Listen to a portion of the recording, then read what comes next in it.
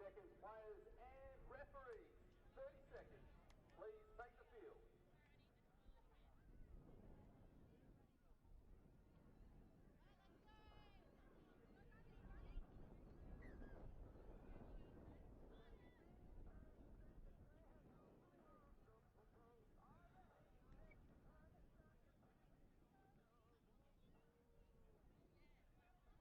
Players and referees ready.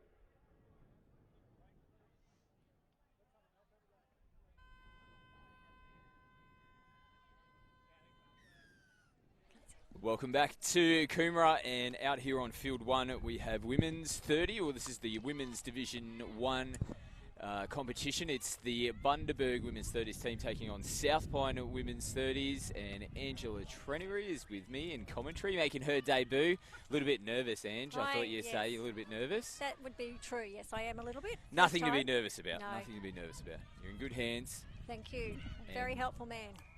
Bundaberg on their first attacking raid, look for the switch option and turn the ball over. So South Pine, first possession for them, coming out of their end of the field.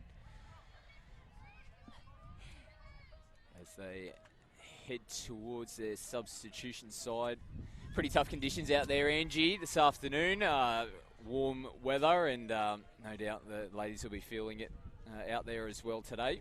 Well, that's right. These girls sort of are familiar with playing in, this sort of weather. Typically they play nighttime competitions, so they'll be feeling that heat. Also, the wind out there is probably a little bit testy for them. So, yeah, very stressful, I think.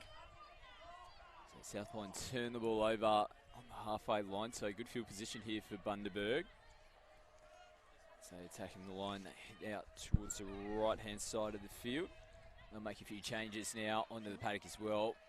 A little bit of a bobble turns the ball over. So we've got Jackie there, stepped in, yep. Got Rachel's fed out there to Christy Tapper, who's just passed off to Renee. So Renee, we've picked her up from NQ, has come down as part of the player pool to have a run with the girls. We've got a couple of other players out there from around the Caboolture, helping the girls out. It's good, and obviously you've got a background in South Pine touch and playing as well this weekend. But the club's still fairly new to this sort of environment and establishing affiliate. But it's good to see that you've made your debut out here in the Senior State Cup. Yeah, it is. It's very exciting for the girls as well. We've got two teams, and the competition out there is generally mixed, so to get a couple of ladies teams in is quite a privilege for these girls to be playing, and I think they're quite proud to be representing their affiliate. It'll no doubt be beneficial for them to when they go back towards their affiliate and play in the social competition, when you get to come up against some other affiliates and other players that you might not necessarily get to have the opportunity to usually throughout the year. They'll take this experience back, and hopefully they'll be back better than anything next year. Definitely. I've got a good break there through Emma Leeming. Emma Leeming just scored there. So great work from South Pine. Get the first try on the board. Nice hole opened up there. Good line as well. Gets the opening points on the board. They'd be happy with that start. Most definitely. You'll see the replay coming up. And just a nice little floating ball over the top. As you said, ran a good line there through those two defenders. So 1-0 to South Pine over Bundaberg. So Nettie, who just made that touch and made that second one, she's quite a fit little athlete outside of touch. She sort of does a bit of boxing competitively as well. But she's a worker out on the field. She'll get her everything she's got. And the big dive at the line there from Brittany Edwards, just coming up short, fifth touch. Send it back infield. Might just burn this one and take the touch. They do. Lemon hitting the ball over on 6. South Pine coming out of their end of the field. Had some good yards there from Jade. Good little subset. Heading back in midfield. Yeah, roll through the middle of the field. Their rucking movement coming out of their end has looked pretty good so far in the first half here from South Pine. So just take a little bit of a static play there. Pick up from half. There's players offside from Bundy. Referee's happy that the second one was on. And they hand the ball back over. So now Bundaberg, see how they transition out of their end of the field. South Point probably beating them in the ruck at the moment. Work over the halfway line. Waldron a bit clunky in the middle at the moment, and actually going to pick them up for the forward pass.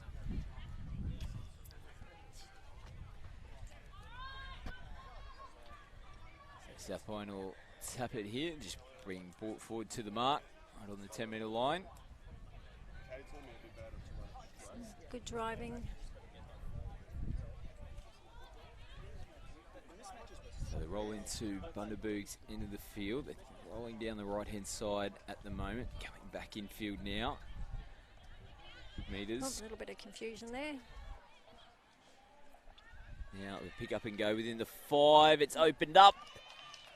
And that will be the second one on the board for South Pine. Nicely set up as well.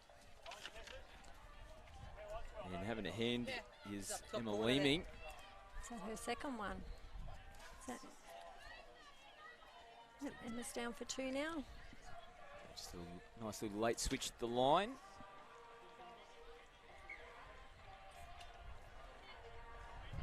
So back underway with Bundaberg now. So they just roll through the middle. Strong touch. And the referee gives the penalty. A little bit too strong on that one. So 6 more touches for Bundy. Haven't really had many opportunities attacking South Pine's line at the moment. No, well, let's see if they can come up with the goods this time. Good defence though on their line. So just look to draw the defence out. Let themselves get a bit of depth. Drive in. Oh, got Nice an overlap ball. there. Oh, and the ball's down. Beautiful. Maria Curtis taking that one, finishing off. It's the first one on the board for Bundaberg. So 2-1 is the score now. That was a nicely constructed try as we see the replay come up. Just nice ball movement. Just a little bit late to come in and try and shut that one down out in the left wing position. So good response from Bundy. Got a little tap-off move here, see if they execute that well. Just played. Oh. Ooh. Good hands out there by Renee. I think that one might have been looking to go out the back. Yeah. So about 7 metres out from the line here, South Pine. Schaefer plays the ball. Pick up from half and they get touched. So at least they're down that end of the field.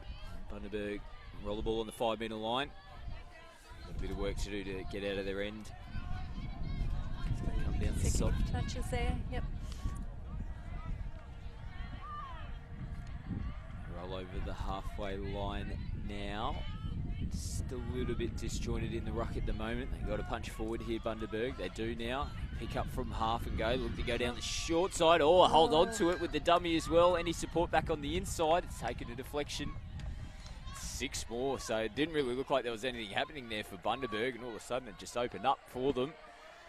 Throw the ball back on the inside, take the deflection, and 6 more touches.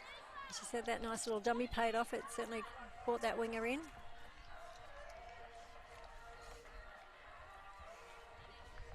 One of the players from Bundaberg might be Melissa Hogarth, coming off the field. Might be a little bit of blood from what we're hearing. So she'll get that attended to. And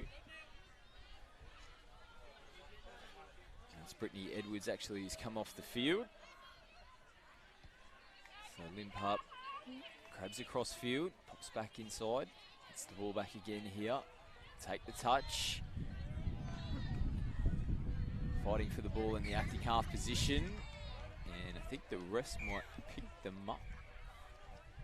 Forward pass is the call. So South Pine take tap.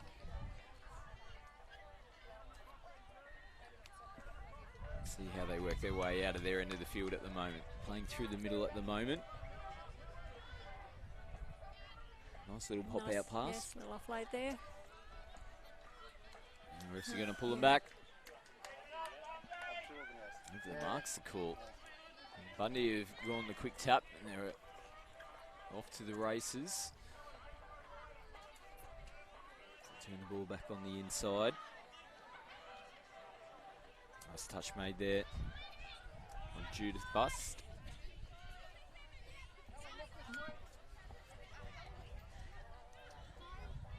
They just come back out towards the right-hand side again. And looking to get on the outside of the players, and they do. So Bundaberg have hit back. They've gone to tries on the trot, and they've levelled this one back up. It's been a good response from the ladies from Bundy. Yes, very good. They've certainly dominated in the second half of this the first section of the game. Candice Higgins scoring the try there for Bundaberg.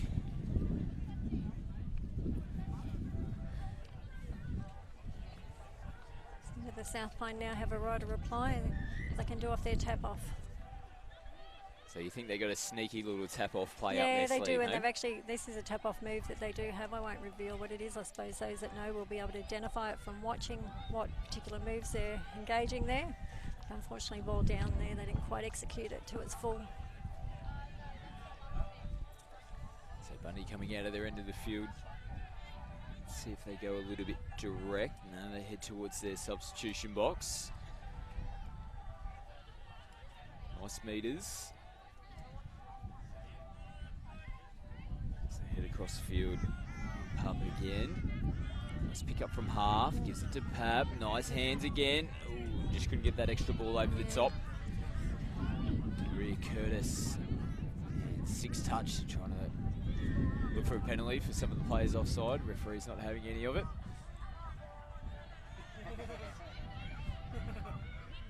Good shift of the ball there, get the girls driving forward. Oh. Ooh, pulled him back again. Forward passes, so tough one. The wind's actually going against them at the moment, so we just need to adjust that slightly. A couple of times coming out of their end of the field where they've given away a penalty for forward pass. Yes, and that's obviously critical possession, as you say, so close to their own try line. Yeah, little bobble there coming off the feet of Maria Curtis in the ruck. Good call from the referee. Let's see if South Pine can complete this set as they head towards the sub box. Start pushing forward now as fresh changes come onto the field. Nice footwork there from Leeming. One of their strike players again, Jacinda Lowe, onto the field. Had a hand in both of their tries. They just turned over on 5th.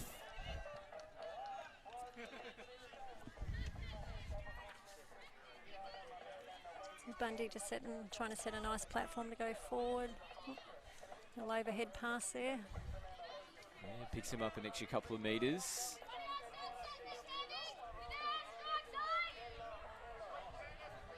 So just look to slow the play down here. Yes, quite considerably.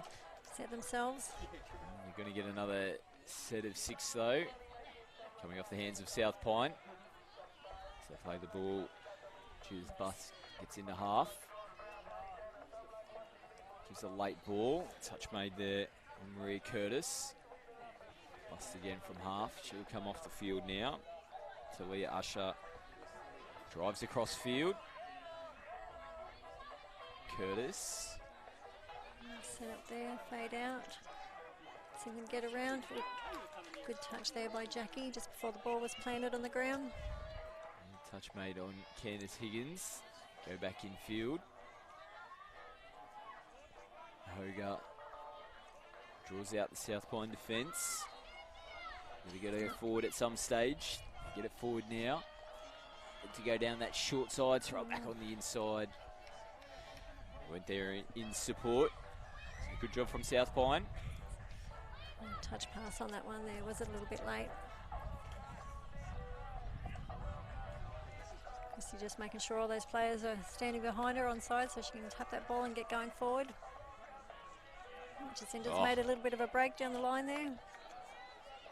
Good metres. They're probably winning the ruck at the moment in terms of metres gained coming out of their end of the field in particular, South Point. So just go across field laterally at the moment. So Late it's pass probably the there. difference we just touched on there, Ange, that they look good when they're going forward. On that next play, they just went across the field laterally, weren't actually going forward, put pressure on themselves, and then gave away a touch and pass penalty. Yeah, very true. Yeah, they're losing momentum off that and then putting themselves under pressure. So the half-time hooter sounds in the background. We've got a tight battle out here in the Division A match between South Pine and Bundy. We go to the half-time break, locked up with 2 tries apiece.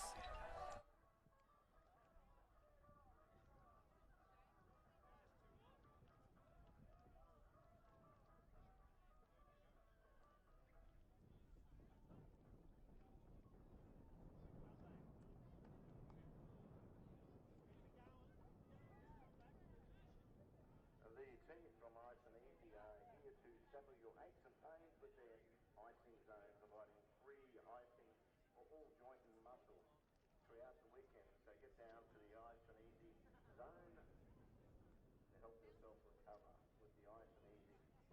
Easy, the ice bag of choice.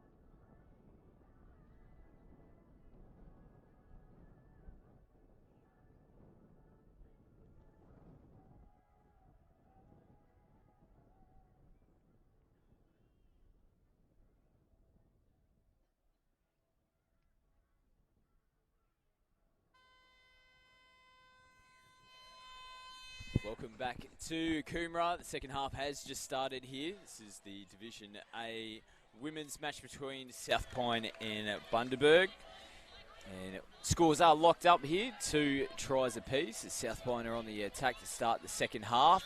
And well numbered out here on the right-hand side. Last touch. They turn it back on the inside. And Bundy do well to hold out the first set. But Ange, it was a bit of a tale of... the half was quite interesting to start with. It was all South Pine to start with, but Bundy did a really good job to work themselves back in and level it up. Yeah, definitely. Was a match of 2 teams out there, as you said. South Pine sort of led the charge, and then Bundy retaliated and came through with the goods in the end. It was probably a fairly even first half if you look at it on paper by the end of that half time.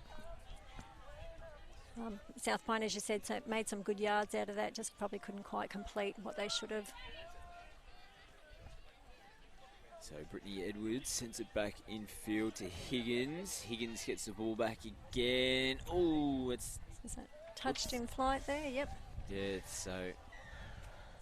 I thought Brittany Edwards might have been able to get her hands on that one. If she did, there was overlapping a bit of space for them, but they played the 6 to go. Higgins again drives across field. It goes up. Oh, nice long reach there. Gets that ball down. Yeah, scored that one from about 10 metres out by the look of it. Yeah, I think Emma was backtracking a little bit there. Actually, I think that was Beck, sorry. She was backtracking a little bit. Didn't probably realise the line was there, but that nice long stretch. Just getting caught on the line on that occasion. So that's 3 tries in a row for Bundaberg. A great response. They lead now in this match for the first time. 3-2 is the score. South Pine get us back underway from the tap off. Good drive there. Might be a little bit of space out here. here. Yep, and Renee's in. Well done there. Oh, she's pulled up. Has she hurt herself out there? Just kind of got clipped on the boot after she scored. Yeah, looking a little bit ginger. The Achilles, which isn't a good sign. No. Looks like she'll be okay. She'll hobble off. So good response and a back level, 3-all. And they set that one up quite nicely. They were in trouble on the previous play. The left winger for Bundaberg came in and they exploited that side and finished it off straight away after that next play. So Bundy... Certainly returning serve here, aren't they? They've again got some good momentum. Oh, just a little bit unfortunate with the placement of that ball. Although we've got another set. The Bundy players just taking a little tumble. Back on her feet now, Helen Woodman. She'll get herself into acting half position. Yeah, the game's gone up another little notch since the halftime break. They come out. Step back in field. Touch is made. And Pap will play the ball back on the 5-metre line. Look to come out the left-hand side. Touch made again. As they come back in field. Pap plays it. Looks to pop back there, out. Yep. And into the in-goal. Touch made.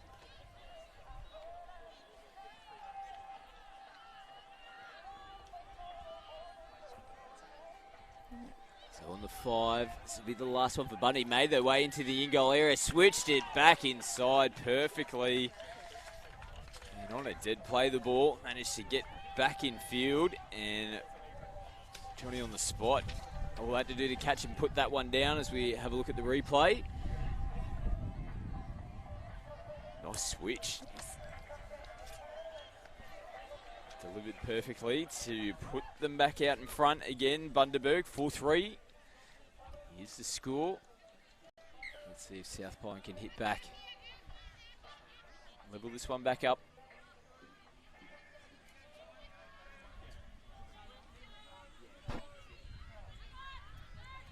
Just drive forward through the middle of the field at the moment. Get that ball away. Play on, is it cool? No, back on the mark. Got a bit of confusion out in the middle. Leeming plays the ball. Out towards the left-hand side, comes back into O'Sullivan. She'll She'll drive forward now. Leaning into half, comes off the right foot. Looking for an offside penalty, doesn't get it. Okay, we didn't get a penalty there for dropping the ball behind the try line. Lucky to get away with that one. Yes. And Bundy did a good job to hold the ball in the ruck there as well. They'll make a few changes as they come towards the sideline. Edwards plays the ball. Head back in field now with Lamon. This is better drive into the line. The offload, whoa, over the top, play on. And Hoga, no, the referee will pull him back. Touch and pass.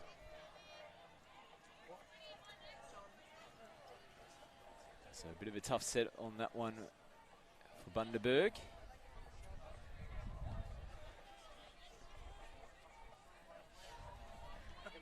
As they pop back inside, the Bundaberg players up out of the line. It's a good chance for Southpoint to keep their roll going. A little bit of a swing and miss there. Good drive there through the middle. See if they can keep that momentum. Fifth touch. Pick up and go. Back in field. Just losing a little bit of direction towards the back end of the set.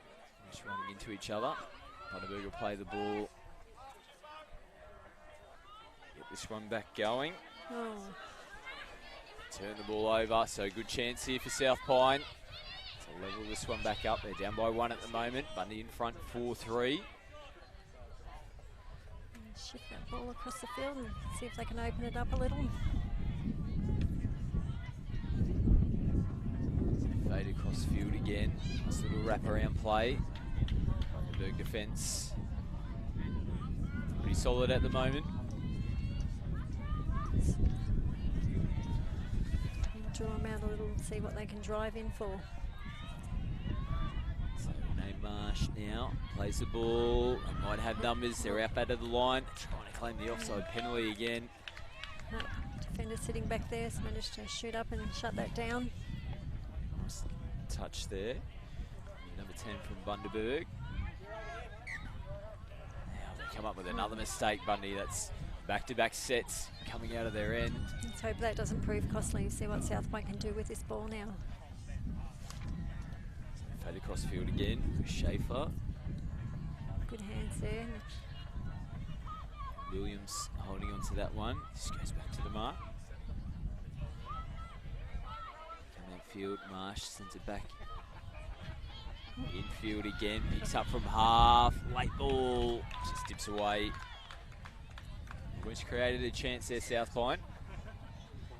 Renee was certainly trying to create something out of that by giving Jackie a little push to where she wanted her to be. Well, actually, keep possession here, South Pine. A penalty's been given from the referees. So it's a really big chance here for South Pine to level this up. They've had a couple of cracks at Bundaberg in the last few sets, coming off some mistakes and penalties given.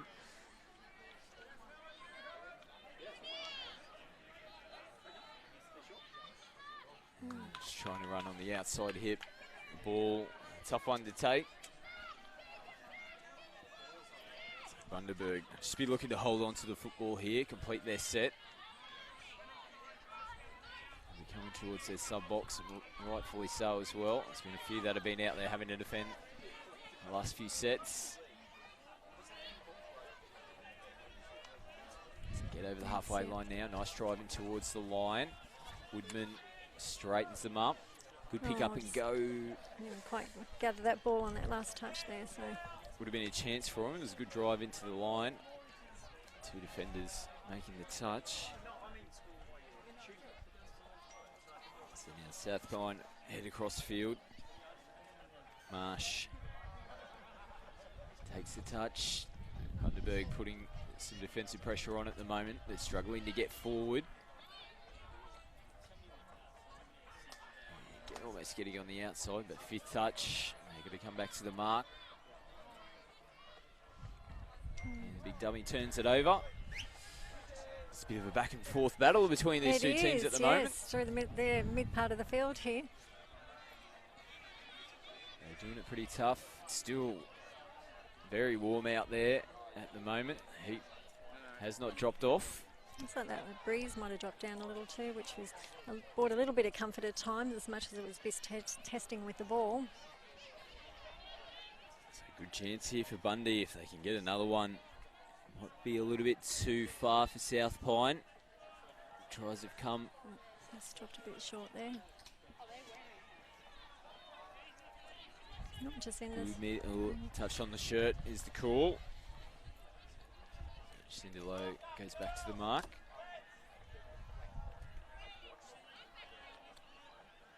Lowe will get the ball back again. Just overrunning, so they've got to go back to Jacinda. Again, just losing a little bit of sting, a bit of fatigue starting to creep in now. Now they've got a bit of pace going. This is better drive into the line. 6 touch. So count those touches, girls, so you know where you're up to. So Bundy, nice little pop-out play and picks up the extra metres, but they've got to come back towards the mark. Taliasha drives in again. Got them on the back foot a little here now, haven't they? Yeah, they've got to continue on with this set. Bundaberg, Bust gives it back in field to Edwards. Bust again from half, busts into the in goal. There's a bit of an air swing. Oh, has this been held on to? Referee is just having a chat. It's going to be a penalty. Would have been a yes-no call potentially on that one. So a really good chance here for Bundy to push 2 out in front. Touch made on Usher. Send it back in field. Oh, just took her eyes off that, just at the wrong time. Having a little look at the line. Under 3 minutes now to go in this Division A match between Bundaberg and South Pine. Bundy still holding on to that lead at the moment. A lot of work for South Pine to do here to get down the other end of the field. Well, that's a couple of good drives they've made. They've just got to get the hand out on that touch so they can keep that momentum going forward.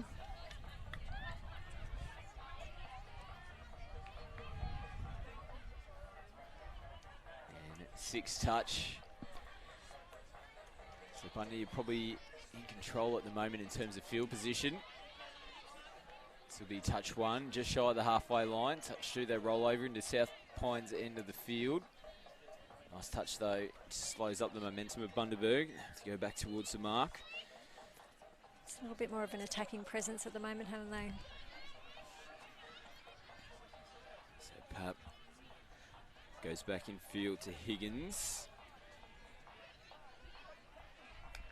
Candice Higgins again, she's working in the middle. Picks up from half. They might have him on the short side. They switch in. Has there been a touch made? No, I think they might have got another try on the board. Jane Johnson finishes that one off nicely. And that is the 5th on the board for Bundaberg. 5-3 is the score. The replay comes up. Just space available. And they're all grabbed across field. Nice switch on the inside. Good finish as well. Yeah, plenty of room around there for her, wasn't there then?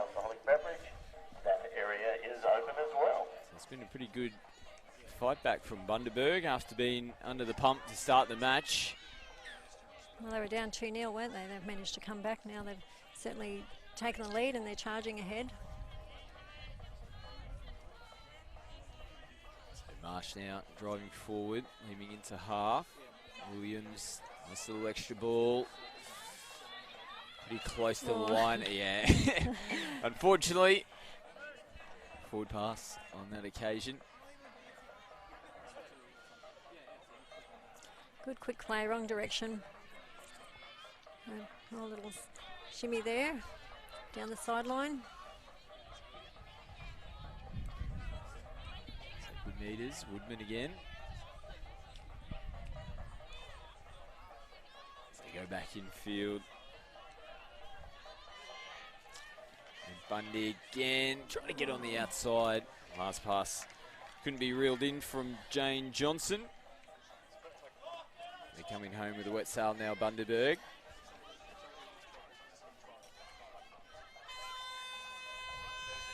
They'll take the touch to wrap this one up. So great finish for the Bundy ladies. They finish over the top of South Pine. The final score here in the Women's Division A match is Bundaberg 5, South Pine 3.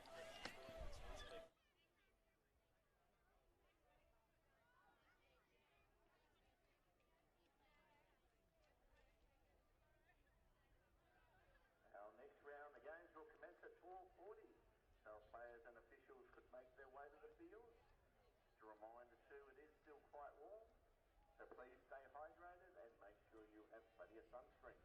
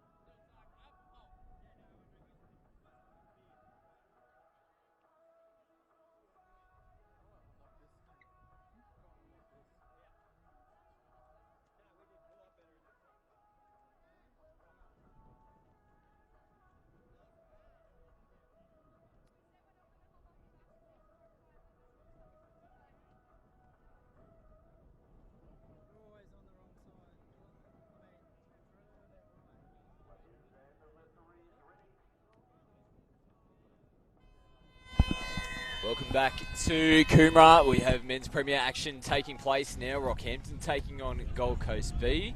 Luke Heckendorf has made his way into the commentary box. Good to see you, Lukey boy. Yes, thanks, mate. We've made it all the way up to the Gold Coast, and we've seen our first try as Matt Lavery points to the spot. TRY. It's really good to be here. It's a little bit warmer than old Sydney town, but we're up here. We're enjoying the touch footy, and I'm really excited to see, for me personally, see how these referees go. I'm refereeing next weekend in the New South Wales State Cup, so I might be able to pick up a few pointers off these guys. Too good to referee in the Queensland State Cup, and you only want to do the New South Wales State Cup? Mate, I've got to taper into your events. We're in pre-season for league as well, and feeling a little bit tight after just absolutely being flogged in pre-season for rugby league refereeing, so we'll take it easy and ease into it, so we'll see how we go. Good start from Rockhampton. Try scorer Harry Griffin on that occasion. Now, I have been led to believe that he's not the most talented Griffin here this weekend. His mother, playing in the 40s, has him covered and hasn't even taken a substitution so far throughout this tournament. So he's got a lot to work on, young Harry. Plenty of talent, though. I'm sure he's going to lead this team this afternoon and got him off to a good start. As Gold Coast look to hit back, they go short through the middle. Referee's pretty happy with that one as well, so good response there from the Coast, and we are locked up 1 try apiece. Pretty good try there as we see the subs come onto the field. You can't miss this Gold Coast side. I was saying it to you, Scotty, a bit earlier on. It looks like to me it's if we're in New South Wales, we'd have Parramatta against Maitland. Yeah. We've got the Rocky boys tapping off, and they're looking fit and firing up. Dave Zanetti, I'm sure, will talk them through this match and really try and pull them through. Yeah, plenty of experience throughout this Rocky team. Those that have been watching a lot of touch football will see quite a few familiar faces out there. A lot of North Queensland Cowboys NRL Touch Premiership players littered throughout this Rockhampton team. Plenty of good players in the Gold Coast side as well. It's a big floating ball. It's gone forward. Or picked up from the referees as well. Referee blowing that penalty, Michael Landsberg, commonly known as Dr. Landsberg. Holds a doctorate. I'm not sure what in though, so I don't think he's your medical doctor. But no doubt calls himself doctor all the time. Oh, absolutely. One of those ones that just because you got a doctorate, that means you can say that you're a doctor all the time. Exactly right. So Rocky here, good chance. Actually picked up the penalty. And back on the attack. Nice touch as they come in. So Rockhampton again attacking the line. Jack Leonard drives in. Go the wraparound play. Hughes shows a beautiful ball. And nicely picked off there. Daniel Gill gets their second on the board. And they make Gold Coast pay after giving away that penalty on the line. It's surprising. We talk a lot about penalties as referees, the penalties we give away on the line. I'm not sure what the stats would be, but most times you'd see when the penalty has been given on the line, the team does score in that next set. So you've really got to be 100% sure if you're going to give a team a penalty on the line that it's a definite penalty because the team may score in the next set. So the Coast down by 1 now, 2-1. Rocky with the lead, just shy of the 5. As they have another dive, touch called. So the Coast having to come back out. Have another go at the line here. Nice strong touch. Last one is given. They throw the long ball out into the corner. And picked off. So good defence there from Rockhampton. Again, touch 1. Happy to throw the ball around. Now they've turned the ball over. They're trying to claim that one of the Gold Coast players got in the ruck there. Referees disagree. Good chance here for the Coast. It did look like there may have been a foot in the ruck. But the referee's not seeing it. You've just got to play that call and really just try and, as you're coming through that transition zone, really try and just make sure that the feet aren't in the way and just make sure you get that clean roll ball, whether there's a foot in the way or not. The referees won't always pick it up, so you've got to make sure that you do keep that ball nice and clean. You can't rely 100% of the time on the referees picking something up like that, as we see in intercept. There you go, just throwing it back on the inside. And Blake Moore, Johnny on the spot, picks that one up. They're going to pick a penalty up here as well. Plays offside. So good field position here for Rockhampton. 2 substitutions coming onto the field. Jaden Benbow comes on as Dave Zanetti goes across his face. Benbow has the ball now, drives in nicely. Early ball pick up, good hands. Forced back in field. Lachlan Crowe. See Dave Zanetti really barking the orders in the middle, the number 4. And Harry Griffin just going the double pump, but it just goes straight into one of the Gold Coast players. Maybe his mum was right, not the most talented. I think she might be onto something here. Well, the talent's got to come from somewhere as well. There's no doubt young Harry's got plenty of talent, but it's got to be in the genes. Yeah, exactly right. Gold Coast really trying to work it over halfway. Plenty of hard rucking. 5th touch called. Ball goes out to the wing. Pop back on the inside. And we've got a turnover there. And we'll see if Rocky can work their way back up the end of the field. Dave Zanetti's still on the field. See if he tries to work his way off. As a penalty's given, we'll have a look at what it's for. Referee Landsberg has communicated a forward pass. So let's have a look and see what Dave Zanetti does here. He'll probably try and work his way off the field. As he does, straight into the sub box. Yep, as the subs come on. For Campton, as they look to kick out. They pick up the extra metres. Nice touch though. Good drive into the line. Moore picks up, almost stumbles on his own feet, throws a huge ball out into the corner. Jacob Moranen couldn't hang on to that one. Tough one to catch. You got the sun coming straight over the top as well, so you may have lost that ball in the sun. It would have been a tough one to try and take, but we'll see if the Gold Coast can work it out of their own end as they try and go back on the attack. Still warm conditions out here this afternoon. The heat hasn't let off. Sitting at about 28 degrees, probably still a lot warmer out there in the sun as Buller gets him over the halfway line. It's the last touch now for the Coast. Still trying to crab across the field. Can't get away from the Rockhampton defence. There's a nice little extra pop pass, picks up some extra metres. They go right across the face of the field. They'll come back more central now as Leonard goes forward. Dishes off here, more sweeping around the back, they go away from him, and Hughes can't reel that one in. It looked like he'd lost his hat, tried to catch his hat, and then realised he had to catch the ball. Might have to drop in the hat tree. Might have to get the old drawstring out to really hold onto that one, onto his head. So the Coast down the sideline, over the halfway line now. Nice little pop-out play. Which creates the overlap down this left-hand side. They recycle the football though. Straighten up now, coming into the line. Nice pick up from half. They go the left to right. Moranen has to scramble to get there in the end. Makes the touch. Good touch as well. So Isaiah Leota with the big ball. He's got plenty of skills, the big man. Only a young fella, quite tall and slender. He's come right through the Queensland Junior Development System. We wonder what's here for the Coast. Just a little lost ball in the ruck. Didn't look like it had moved too much, but Lockie Freshwater, referee in the middle, said he didn't control the ball enough, so turn it over and Gold Coast have a chance to really hit back. They really need to try here. Walkerdine drives in around the 5. There goes Leota, goes short. Touch has been made. Jack Quinn roll it back out on the 5. Leota just fires a rocket. Now it's been picked off here. And Mal Kenny is heading back in field. Might put this one under the post. He's worked it that way. All clear from the sideline refs. So Leota trying to spark a little bit of something there for the Coast, but probably needed to have a little bit of a look up at the defensive line there from Rockhampton. Threw it straight into the arms of Mal Kenny.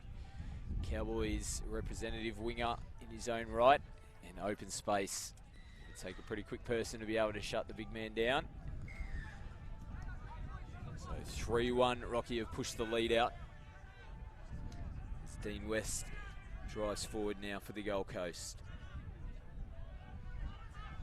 There's plenty of talent in this Gold Coast side. You can see them throwing the ball around quite well. Bit unlucky with that intercept. Ball probably just didn't have enough power in the pass to get to the wing, but they are trying a few things. They're only 3-1 down. There's plenty of time as they just turn the ball over, but there's plenty of time for them to come back, see if they can hold Rocky out and really go back on the attack.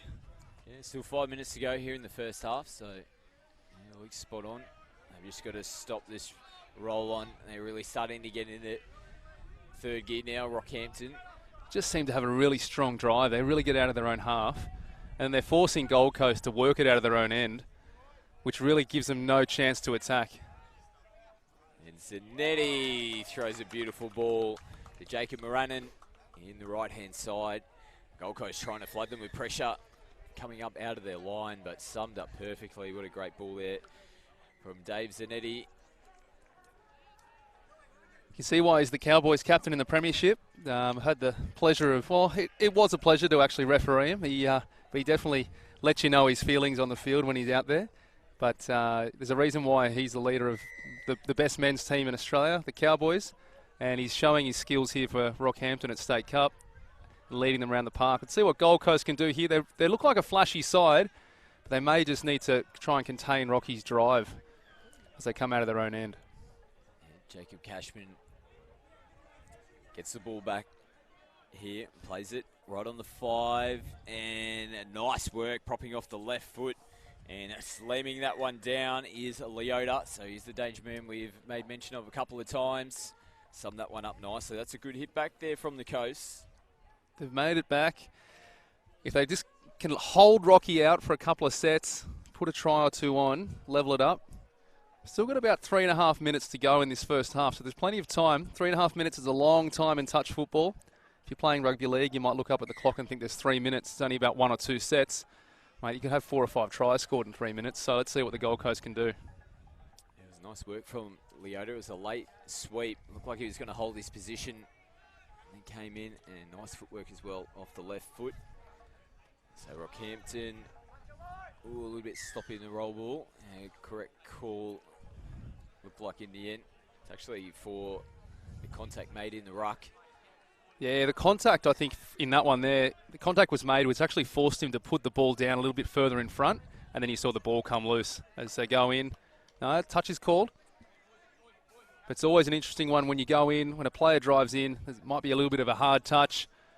Ball's not placed quite correctly. The referee has to make a split-second decision, and that one there, I think Lockie Freshwater got it right. I'm sure he'd agree with me as well. So still popping out. Here, Rockhampton, sweep is coming around. They go against the grain. They fire it back out. The Gold Coast defence coming in field. Nicely summed up there from Damon Moore. Beautiful ball. Gets their 5th on the board. Another try again. Excellent try. Ball thrown out to the wing. It's something that the Gold Coast are really going to have to try and contain in the second half. Rocky's got that really strong drive, but then they managed to back it up with a penalty on the line. Once again, we see that penalty being given and the team scoring straight after. So, see what the Gold Coast can do off this 6 again. See if they can go in and score one just before half-time. So, West takes one forward. It's Wood into half. Shows it now, gives it to West. Sweeper coming around the back. It's Buller. Touch is made. So again, good attacking position here for the Coast. Down by 3 at the moment. 5-2 is the score. West picks up from half, gets himself into the in-goal area. Touch has been claimed. Just going to hold up play here. One of the Gold Coast players has copped the shot off the ball, accidentally by the look of it. Might have just got a bit of a poke in the eye. Doesn't appear to be any claret coming from the nose or anything. He's going to stay out there. He's tough. He'll stay out there and see out the half with about 50 seconds to go in this first half. Let's see what Rocky can do. They're really driving up the field once again. They'll be looking to put another try on just to seal the first half and finish it off strongly. Quick ball out of the half, back into the centre. We're on touch 4. Here the referee calling last touch is coming. As they drive it in towards, they're really trying to pull the Gold Coast team out. They don't want them to have the ball back. There's only a short amount of time to go. Ball's thrown out to the link. They're keeping it alive. Out to the link, tip on, but it's gone into touch. So we've got a ball down, and Gold Coast will see out the half with about 10 seconds to go. I'm sure they'll go into half time and really have a chat about how they can stop Rocky from scoring tries and also put a couple more on. So Huda goes in the background, and touch has been made. So Rocky looking the good so far in this one. This is men's premier action. At the halftime break, it is Rockhampton 5 over Gold Coast B 2.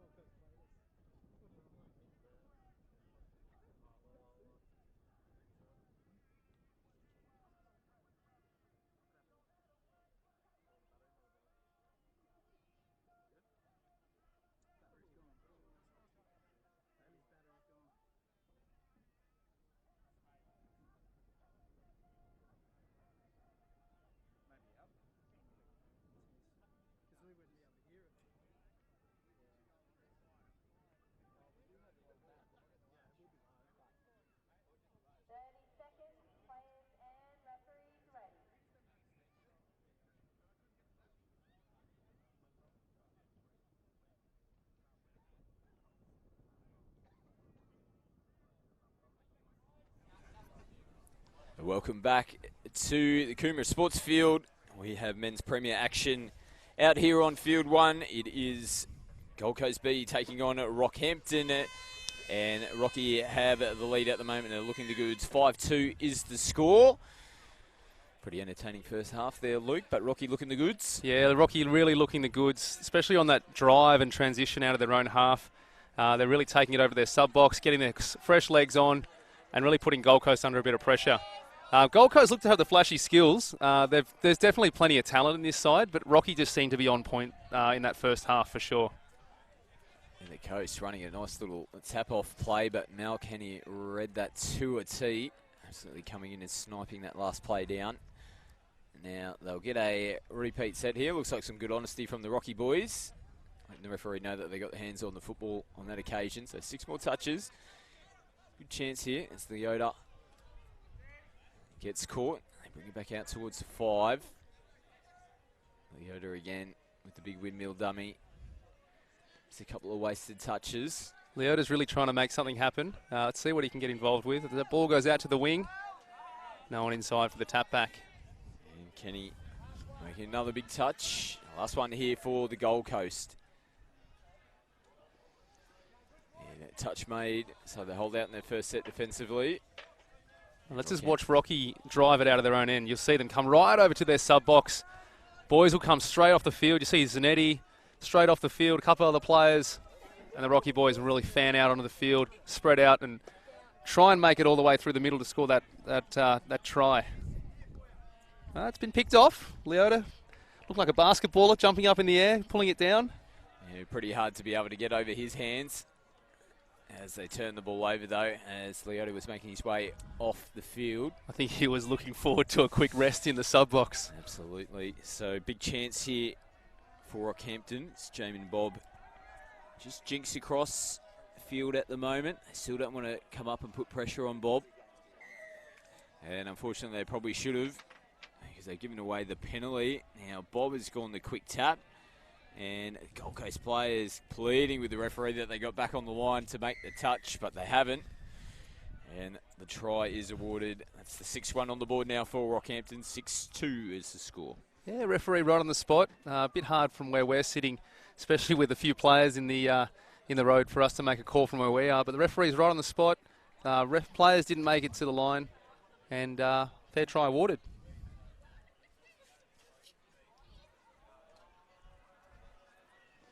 So Dean West gets us back underway. Former administrator of the Gold Coast Touch Association, and fun fact, playing with the current administrator out there, with Mitch Felsman taking the field as well. There's always plenty of guys looking for a bit of work in sport, and it's always good when you can give back to your association, helping out, get your park comp running, and then come away to tournaments with your mates and hopefully put a few tries on. It's Felsman. He's going to give the penalty away. You think you know, if you're running the competition, what the rules are, Mitchell. Ball back to the mark, young fella. Oh, mate, when I play at my park comp down in Sydney, people always say to me, mate, you're a referee, you should know the rules. Yeah, you're always looking for that little edge, though. Yeah, it doesn't matter once you cross the stripe and you're in a different jersey. It's a different ball game as Zanetti takes the space. Hughes, they go the wraparound play. Moore rips an absolute corker out to Mal Kenny. Referees are happy with that. And Damon Moore again just showing absolute class to bring up the 7th one on the board for the Rocky boys. Yeah, another really good try. Now you see it coming off the back. They gain possession in their own half, but they still managed to drive that ball all the way down into the end and then scored the try in the corner. It's excellent play from Rockhampton. Gold Coast might need to have a look at the video of this game, just really try and see where they can shut down some teams as they're driving through and see what's happening. So Coast back on attack. Jack Quinn. He'll get the ball back again here. Quinn comes off the right foot. Goes the flick. Zanetti comes up out of the line, shut that one down. Hughes goes forward. That's a little bobble in the roll ball, and the referee agrees. Trying to claim interference from the Gold Coast players. going to win that battle. Yeah, it was probably a little bit of a push down on the player, but I don't think that push affected the actual placing of the ball on the ground. So I think it's a fair call from the referee, Landsberg. Though the player pleading, he's got his hat on the ground.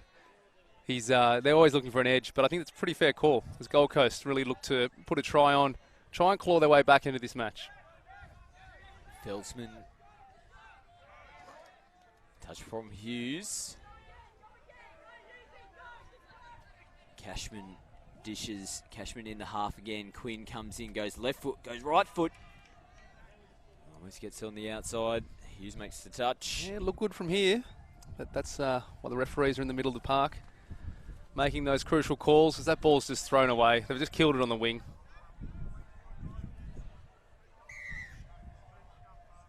And they're going to be advanced up the field as well. That's an interesting one because it looked like the Rocky boys actually batted that one back. But doesn't matter. It's only 10 metres. Play on. Let's see if we can hold them out. And another little mistake in the roll ball here from Rockhampton. So back-to-back mistakes in their last two possessions. And the Coast return the favour. Give the ball straight back to Rocky. Bit of gamesmanship, was it? Or was it just some poor skill looking up, trying to get through? Benbow goes across the field. Comes back in field to Lachlan Crowe. He dishes off to O'Brien. Crowe gets on the outside and flicks the ball back. Plenty of stepping. Made his way into the in goal, places the ball down. And Rocky back on the scoreboard with still a few more minutes to go. This score could blow out a little bit more if the Gold Coast don't hold Rockhampton out. So let's see what the Gold Coast have. Let's hope their heads don't drop. They're not too frustrated and they really try and show everyone that they are a genuine threat in this competition. It was Luke O'Brien who got the try there for Rockhampton. This Gold Coast just have to come back to the mark. So can they get another one on the board? 8-2 is the score now. Rockhampton comfortably in front against Gold Coast B team. There's Leota. There's a little bit of fancy footwork. They fire the ball. Yeah, penalty has been picked up. Touch and pass is the call. Yeah, Leota's really working quite hard in the middle to try and spark something for his team. Though it's tough when you're playing against a really good opposition like Rockhampton. And again, that drive and transition is just putting Gold Coast on the back foot as they're driving up the middle of the park. Fifth touch. Can they create something out of nothing? A little bit of fancy footwork. And Jamin Bob couldn't quite get on the outside there of the Gold Coast defender. You can even have a look at the Gold Coast drive here. It's just not as clinical or as quick as the Rocky boys.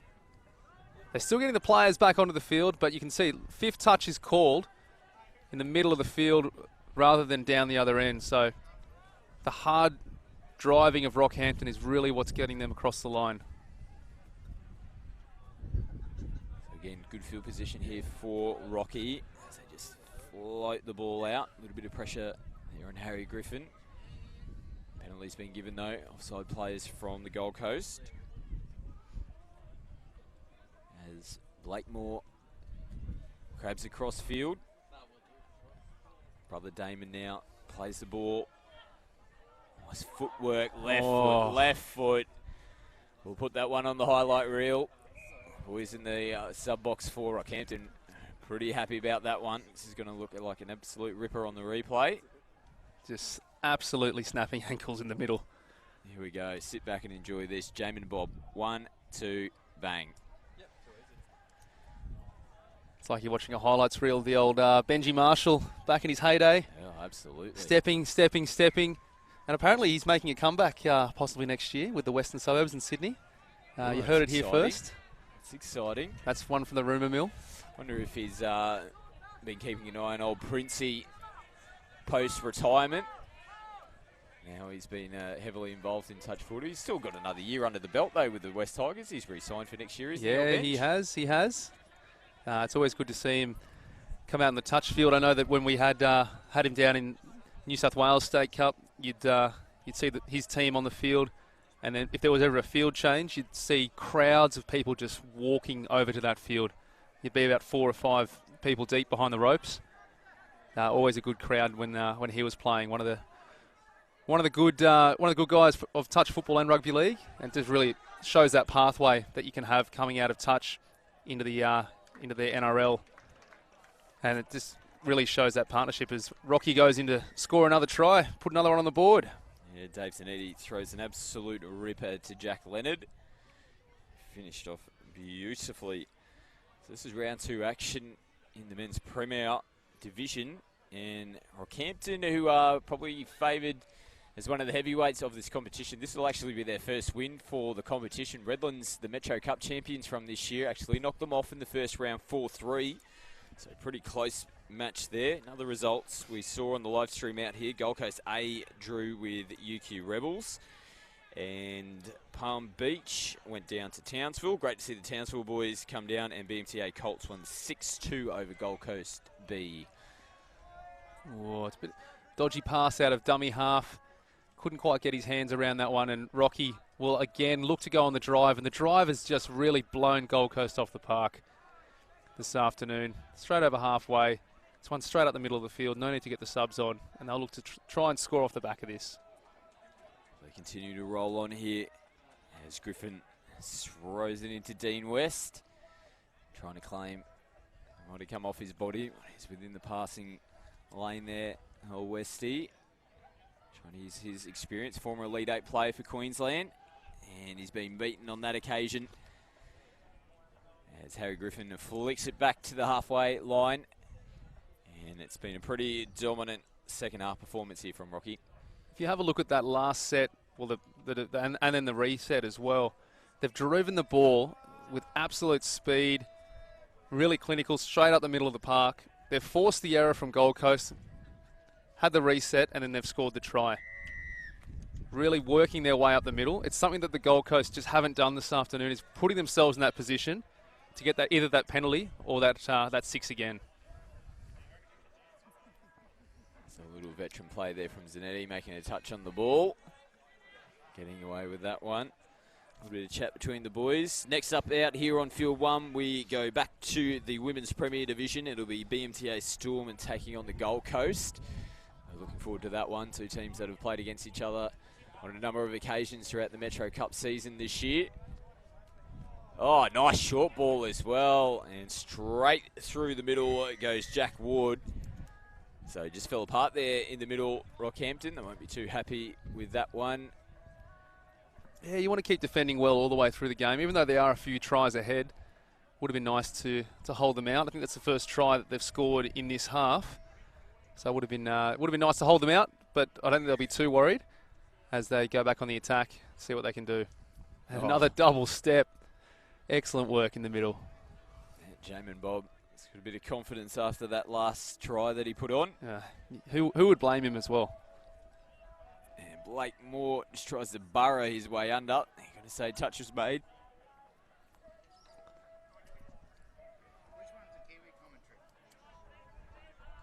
So Damon Moore gets it back from Bob. Blake Moore, early ball. He tries to wind him up again, and he's done it again. He's worked his way underneath. He's pretty light on his feet.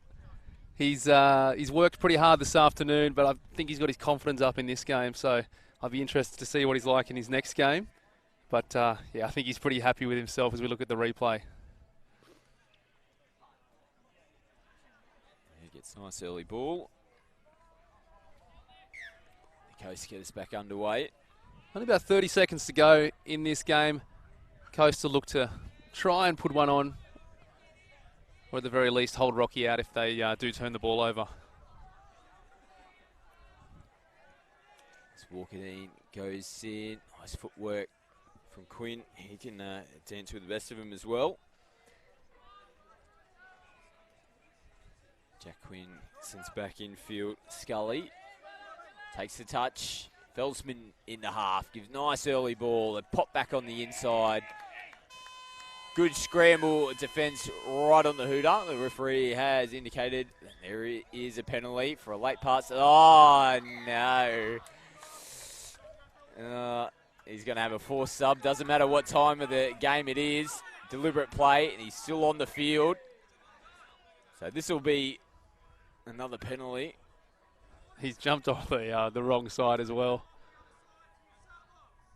So he's heading over there now. One play for Rocky. Coast have screamed up out of the line already. They fire a big ball out to the other side. It comes back in the middle. They're still popping the ball around here. Through the hands, flicked out the back. Oh, there could be some more penalties coming here. I think. Oh, the referees are coming together. It's still going on. He's actually jumped from the sub box and kicked the ball. Well, I think that's fair enough. If they gave the penalty away to Gold Coast before for a little kick in the ruck. Now what is going to happen here? Felsman, take the touch, old boy. We've got another game coming up. There we go. And the boys finally shake hands. Bit of a funny way to end that match, but Rocky, too good. First win on the board after going down to Redlands in the opening round. Strong performance in the end there from Rocky.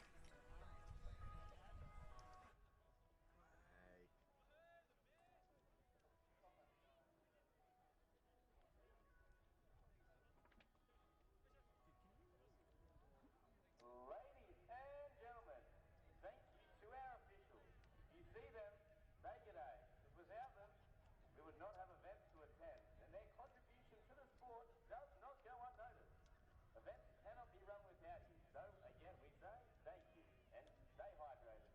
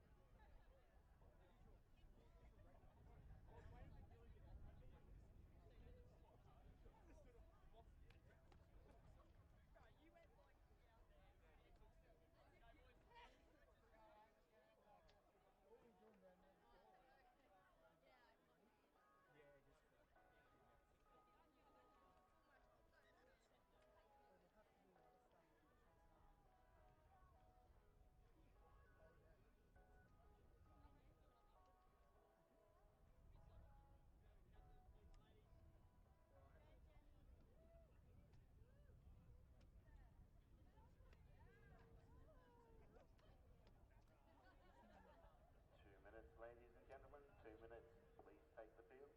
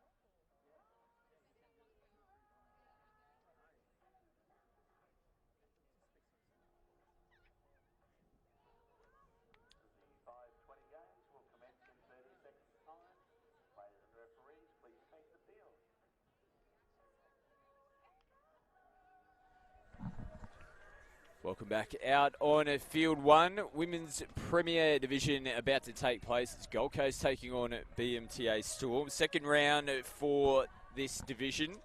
And earlier results in this one. Storm went down to Palm Beach, 8-3. Gold Coast went down 7-3 to Caboolture. Brothers beating Honeybees 8-4. The UQ Rebels having the bye in the first round. So both teams are looking for their first victory here, Luke. Yeah, having a look at both of these sides. Again, we've got the Storm with the Gold Coast backing up. We've got the refs out in the middle. Mate, it's a really, really good afternoon, and we'll see what this game has in store for us. I think today's all about the teams really getting a feel for the competition. They might have come out of some week-to-week competitions, particularly down in Brisbane with the Metro Cup. So we'll see what they can do in this first day. Really feel out the tournament and see what happens here as the referee blows a penalty. Let's have a look and see what it's for. I think it was a bit of a hard touch as the Gold Coast look to go on the attack, put first points on the board.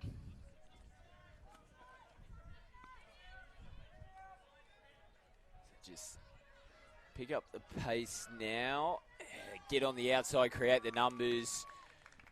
Nice work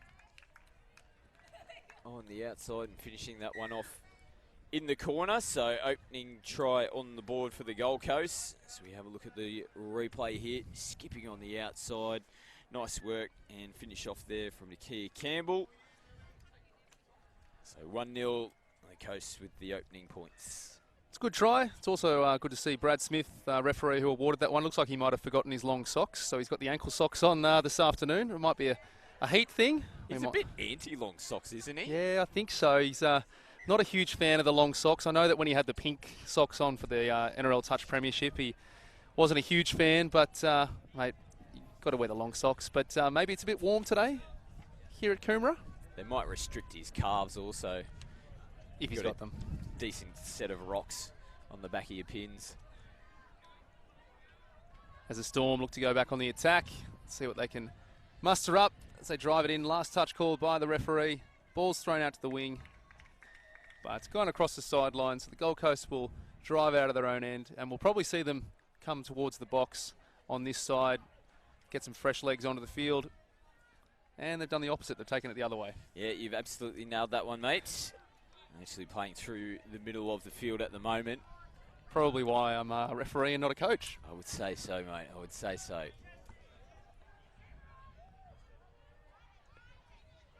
Still holding it in towards the middle of the field. Shanae Szolka out there for the Gold Coast. Wonder Watch, keep an eye on her. Nicely picked off though. And Lauren Atkinson gets caught out here on the left-hand side. Smart play not to throw that ball on the inside. You could see she was looking for the pass, but you got to remember when you take an intercept, you get a full set of 6, so no need to go crazy and throw it around. Some good play there by Lauren. Ooh, they're playing on down the sideline. There's a little bit of a collision between two players. Play on was the call, so the Storm got on with the job. As Emily Coyne plays the ball. They pick up from half here, and it's come off the hand. Potentially it might have come off the arm. Didn't look like it was played at. So the Coast will roll it on the 5-metre line coming out of their end of the field. And we'll see if the Coast want to drive it towards the box this time. And looks like they're doing that, so I've nailed it this time. They'll bring it over towards the substitution area, get some fresh legs onto the field as we see them get across halfway with a couple of fresh players coming in. Nice drive into line now from the Coast. Just straightens them up. They pick up and go from acting half, and a touch made. Nice work to trail that Naomi Paslow. A little bit better from the Gold Coast. They just picked up the intensity a little bit coming into the line. They responded nicely, the BMTA Storm. Storm driving well, bringing it out of their own half, getting across halfway. I think this afternoon, particularly with the heat, the teams that can really withstand that pressure and get the ball down the other end, we're the teams that can hold on and win the matches. This looks like a fairly tight contest at the moment as the Storm turn it over on 5th touch. We'll see if they can hold the Gold Coast out as they look to go on the attack, drive it out and get some fresh legs onto the field again. Connell comes off the field for the Gold Coast. Nice Nice drive in again, just kicking out Laura Jane Cashman. Set up the first try for the Gold Coast. Chang just pulls them out.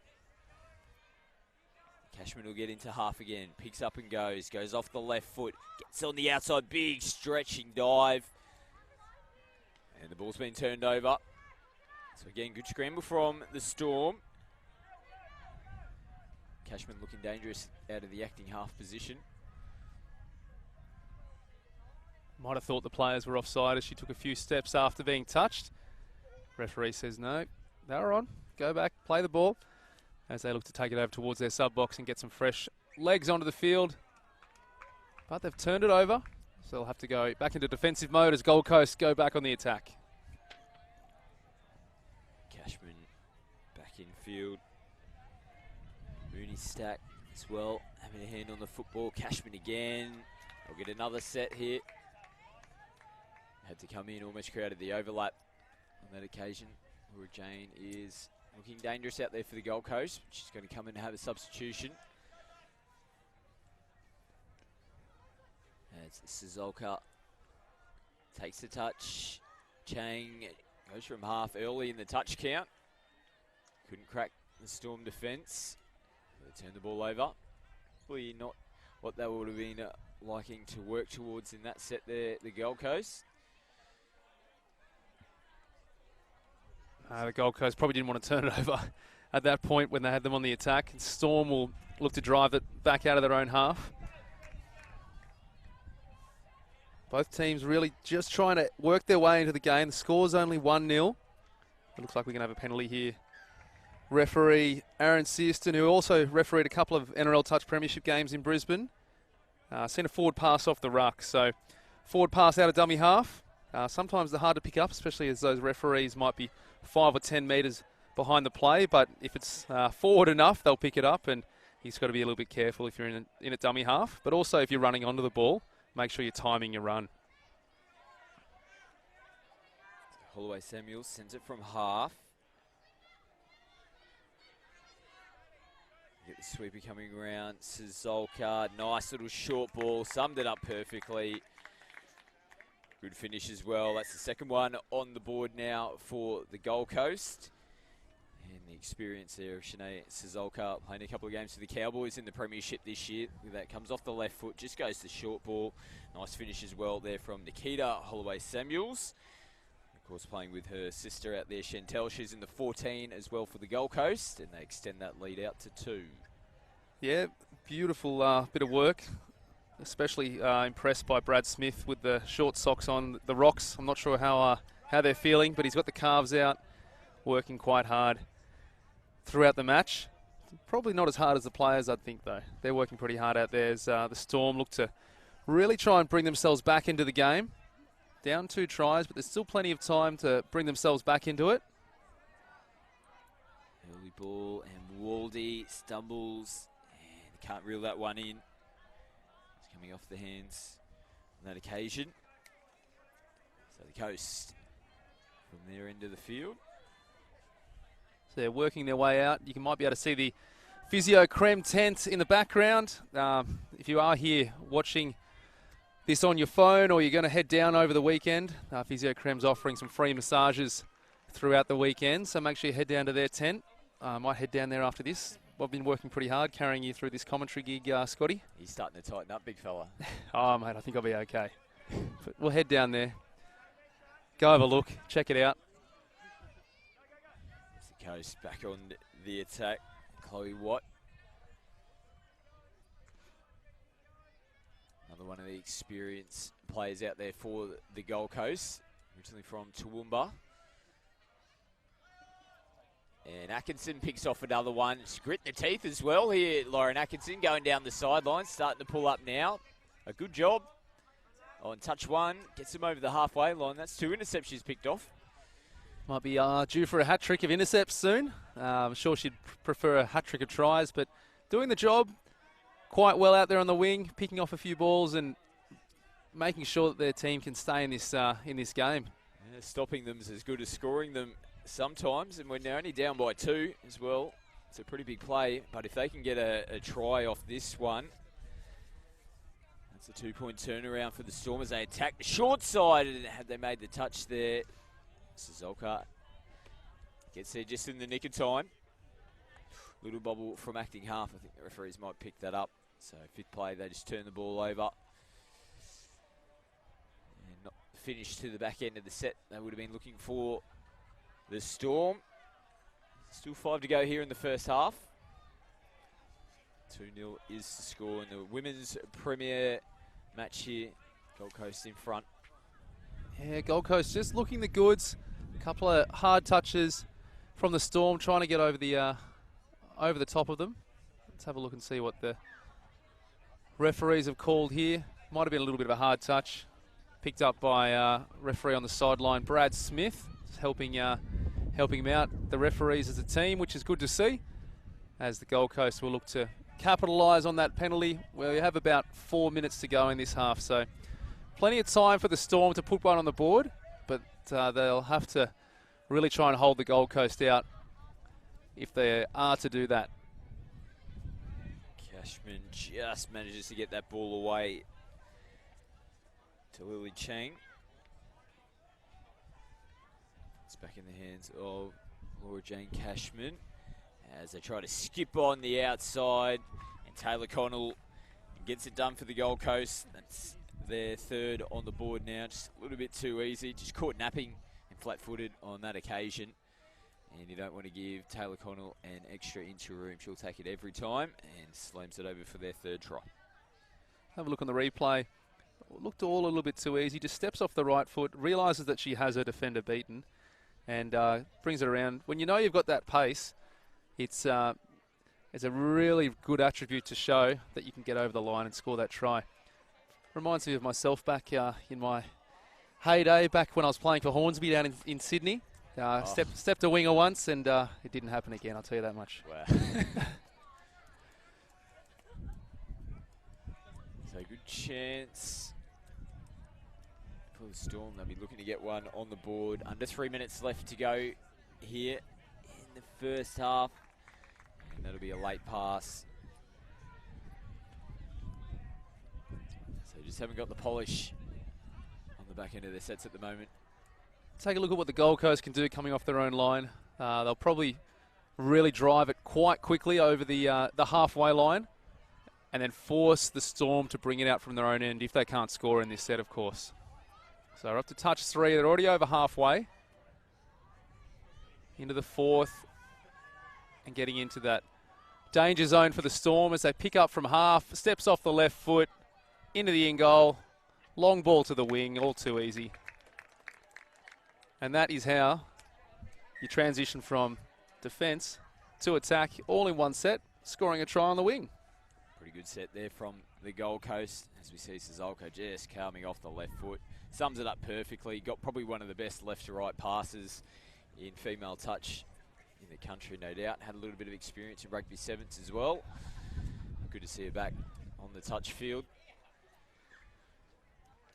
Oh, it's just good to watch. You watch them drive it all the way out from their own end and then manage to score in the corner. It's outstanding. So 4-0. Gold Coast in control of this one. Wildy plays it again. They look to take it. I think you might get this one. Ooh, a touch made right on the line there on Melanie Williams. Well, look good from here. We're about 50 metres away, though. So plays in motion. As Jenna Roswell directs traffic. She gets into half again. Early ball. Yeah, nice scramble defence, or nice slide defence from the Coast. And that was the last touch, so they turn the ball over. The Coast again come off their line. Going to receive the penalty. Scotty State of Origin 2020 is coming up next year in Coffs Harbour. What are your thoughts? Yeah, it's going to be a tough one back on New South Wales home territory. It was up in Redcliffe in 2018, and the Queenslanders were hoping the home ground advantage was going to work for them and reclaim the title. It's been, as we see the Gold Coast score through the middle to bring up their fifth. Yeah, it's been near on 15, maybe 16 years now since Queensland have actually held the State of Origin title. And went within a whisker in 2018, but it's going to be a tough ask for them to get the job done down there in Coffs Harbour, but they'll be ready, mate. Yeah, I'm sure they will be. I was lucky enough to referee the mixed Open State of Origin division as the halftime siren goes off in the background. It's definitely the next step up from your state championships or your Metro Cups, the State of Origin. There's plenty of passion in those games. It'll be a pretty good event. Friday the 19th and Saturday the 20th of June. 15 divisions confirmed.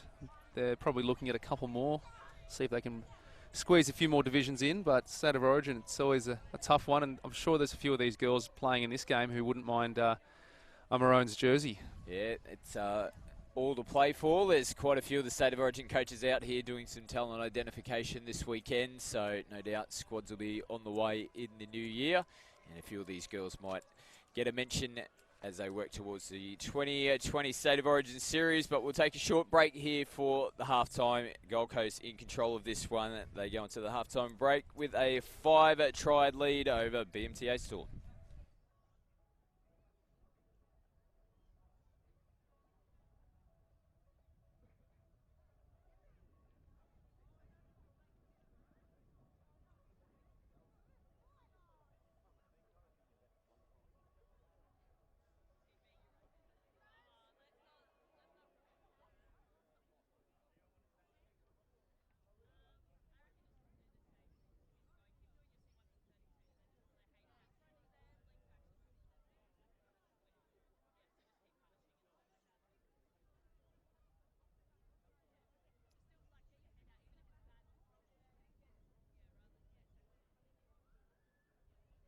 Thank you to the Northern Gold Coast Cups Association for their assistance and support in delivering the 2019 Queensland State Cup.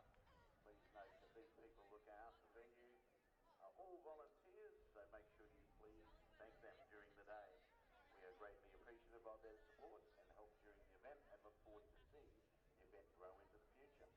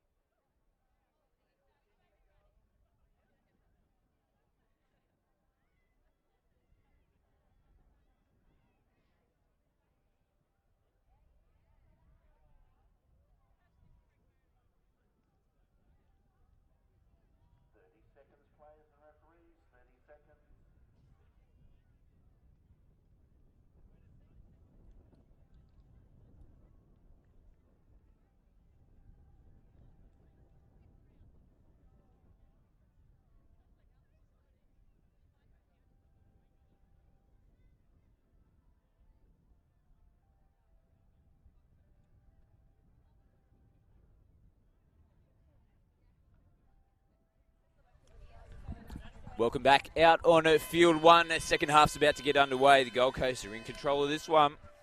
5-0 is the score over BMTA Storm.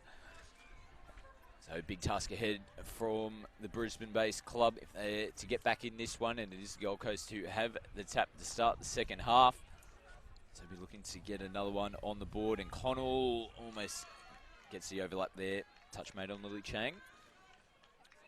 Chang again with the ball, comes off the right foot, goes the late switch to Connell. Connell throws it back in field. Has the touch been made? Yeah, it has. Good scramble defence there. Melanie Williams coming across to shut that one down. So good job to hold them out on the opening set. It just shows how dangerous this Gold Coast side is. They can create some opportunities from every angle, and the Storm just haven't had that killer instinct. They're driving well. They're stopping the Gold Coast on a number of occasions, but they just don't seem to be able to get that ball over the line to score that try. But it is the second half. Let's see what they can do. See if the coaches rev them up, and we'll see if they can get over the line here. It's a pretty good drive for the Storm. Fifth touch called by the referee. Ball, it's called ball to ground. Thought they might have maybe snuck a sixth again in there. But Gold Coast back on the attack, and we'll see if they can drive it over halfway. Probably caught in two minds there on that occasion, Laura Wooley, as Gold Coast turned it over. Yeah, just looked like she might have gone the dummy, then decided to hold it and just kind of bobbled up. But they're going to get the ball back in pretty good field position. Good opportunity to get their first one on the board. See what the Storm can do as they take it over to the link into the middle. A bit of a setup play. Someone looking for someone to take control. Ball's taken from half. I think we probably will see a penalty coming. And the referees coming together.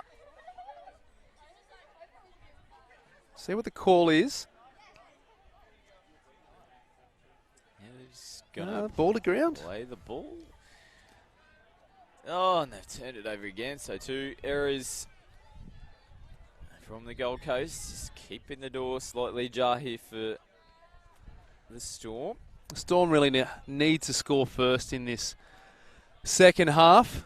They can't allow the Gold Coast to get too many more ahead if they do stand a chance in taking this game.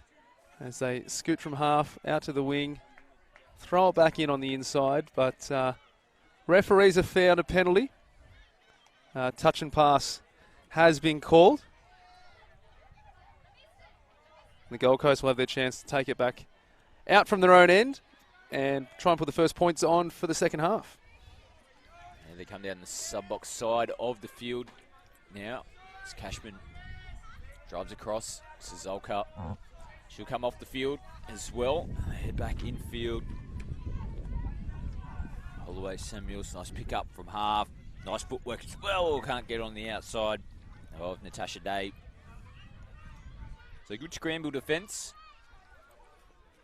Hanging in there so far in the second half here, the Storm. And referee blows the whistle. I'm not 100% sure what has happened in there. Might have not played the ball correctly or to the side. The Gold Coast with a golden opportunity to really put this game out of reach for the Storm.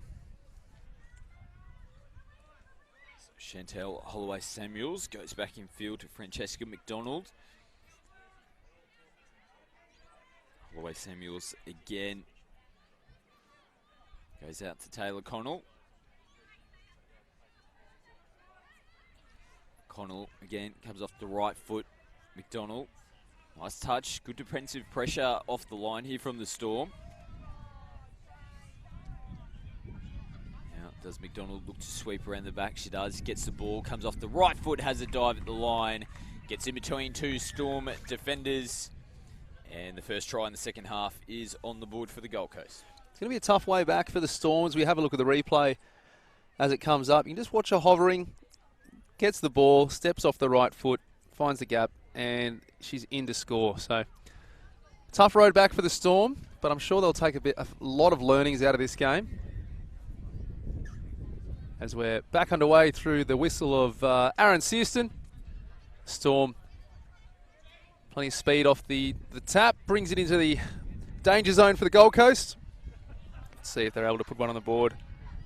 We got into the in-goal area. Nice cover defence there from Shani Valila. You can see the Storm in that set. They really put a fair bit of effort, and they know exactly what they want to do and need to do. It's just a matter of bringing it in and doing that every set of 6. It's tough when you've got the Gold Coast driving it all the way down the other end as well, forcing you to drive it out from your own end. As Valila switches in. Sizolka from half, comes off the left foot. Nice work to come across and shut that one down. That's Teal and Barnes on that occasion. So changes now onto the park for the Storm, getting up nice and early to make the touch, trying to get the over the mark penalty as well. Play on is the call. This is nice transition out of the box. Waldy again. Nice pick up and go from half, and they get into the in-goal area. Can they link? Nice scramble defence. Not much Lauren Atkinson could have done on that occasion to get that one down in time. Good pick up though, straight out of the air, one-handed, held onto the ball. Just had a couple of defenders around as we almost saw Brad's short socks, referee Smith, almost taken out by a couple of players. I'm sure the calves might be burning a little bit for him in the second half. The Storm back with the ball. Let's see if they can get over the line for the first time this afternoon. Yeah, still sniffing for that first try of the match. A little stumble. Hopefully there's no injury there. It's up a little bit gingerly though. It looks like that's Emily Coyne for the Storm. Still stays on the field. Run it off. As Roselle comes across field. They come back infield. That's Simpson, I should say. Simpson again from half, gives early ball. Now they created the numbers. They finally cracked it. They get the first try of the afternoon. And that was a nice setup play as well, as we see the replay come up. Nice quick roll ball here. Early ball from half. Just gets on the outside. 2-on-1, and the Gold Coast winger just couldn't get in time. The ball gets slammed down. Nice try. On that replay, you probably saw the Gold Coast winger put her hand up before the touch was made. Quite often you'll see the players go in, they think they're about to make that touch. They might even call it a little bit early, but the referee, Aaron Searson, on the spot, sees the ball planted down first in the Storm. They score their first try. Excellent stuff. Coast will be looking to hit back here. 6-1. Here's the score. Still plenty of time left on the clock as they stroll on over. Jane Cashman continuing on with her impressive stats throughout this match. Gets a try of her own as we have a look on the replay. Just play through the middle. Cashman sweeps around, just holds a straight line and just wasn't too sure which direction to take there. The Storm defence. Yeah, you saw the player who made the touch. I think she might have been caught out of position. She pulled her corner, which made that gap open up, and it almost looked like there was plenty of room to drive a truck through that gap there. But yep, they've put they'll try. The Storm have scored behind the Gold Coast and hit straight back, and Storm will go back on the attack to try and claw it back. So Claire Daly is touched. Out here on the right-hand side, they go back in field with Natasha Day. Day just holding up the ball, links up with Williams. Williams dishes out as well to Daly. Williams back into half, sends it back in field. Day grabs across. Just playing a little laterally at the moment. Paslow again back to Day. Paslow dishes off. They're losing momentum and territory, so just throwing the football around on that occasion. A little bit of fatigue and a little bit of lack of direction on that last set. Hurt the Storm. As Connell makes good meters. They go over the halfway line. Those extra passes are picking up those extra couple of meters here for the Gold Coast. Look at this, they're right in the attacking zone. As Connell comes off the left foot. Nice defence in the middle though from the Storm. It's Nikita Holloway-Samuels. Now, still grabbing across the field. Links back up with Connell. Connell plays it. Holloway Samuels looks to go short with Connell. Tough ball to reel in. Just almost looked like both of those middles were looking for something to happen and just didn't quite happen. Took the quick dump, threw it back on the outside, but ball's gone to ground and gives it back to the Storm, who have really driven this ball up the field quite quickly. Trying to get Gold Coast on the back foot. Let's see what they can do. Looking to draw the defence out. Last touch now for the Storm. They get short, try to push that extra pass. I'll just say ball down. So again, just lacking a little bit of sting when they're attacking the line, BMTA. Gold Coast now looking to bring the ball over to the substitution box. It's fresh legs onto the field. So bring the ball over halfway. See if they can get another one. They'll probably look at this match and think they can get a few more tries, help their for and against for the tournament. But little knock on in the ruck from the dummy half. Turns the ball over and gives the Storm another chance to get it up the other end to see if they can put another one on the board. They head straight out towards their box side on touch one. Wooldy dishes, strong contact in the ruck. They play on, so they march towards the halfway line. They're over it now. Nice meters from Daly. Nice little extra pop pass here and almost getting on the outside to create the overlap. It's Rosell on the previous play. They turn it back on infield and the touch is made. They've turned the ball over here. Storm. This Gold Coast just continue to put the foot on the throat at the moment. Judging down the other end of the field as changes come on. It's Cashman sweeping around the back. Good momentum from the interchange. Cashman gets the football back again. Back infield. It's Mooney stacked now. Goes back into Laura Jane Cashman.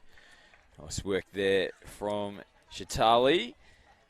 Sets that one up perfectly. That's a nice one. They'll be pretty happy with that one on the replay. Yeah, have a look at this. Gets the ball, zigzags back on them inside, and then flicks that ball back in for the try. Really, it's tough when you're running backwards trying to stick with a player who's stepping off both feet, and makes it look so easy as well. The next game out here on Field 1 will be 6 o'clock. That's Queensland time. Mixed Division A action. That is Brothers taking on Labrador Dodgers. First bit of mixed footy that we have seen out here this afternoon. Looking forward to seeing that. Yeah, it's always good to watch some mixed touch football. Touch footy being one of the only sports where you can play for your country in a mixed gender sport. I think probably one of the only other sports you could do it in is tennis. That's a good point. Probably have a think about that. Feel free to comment on the live stream if you can think of any other sports where you can play mixed gender all the way up for your country. Touch footy would have to be the fastest, you would think. But yeah, mixed touch footy, definitely one pretty unique to touch and not many other sports. You wouldn't see mixed soccer unless it's social, of course. Mixed, might have played a bit of mixed netball, but definitely not all the way up for your country playing, against the likes of New Zealand and England and other countries like that. So good to see. Mixed touch footy making comeback. State Cup 2019. We'll see what it brings. As Gold Coast with the ball, looking to bring it up the middle of the park. Throws it around.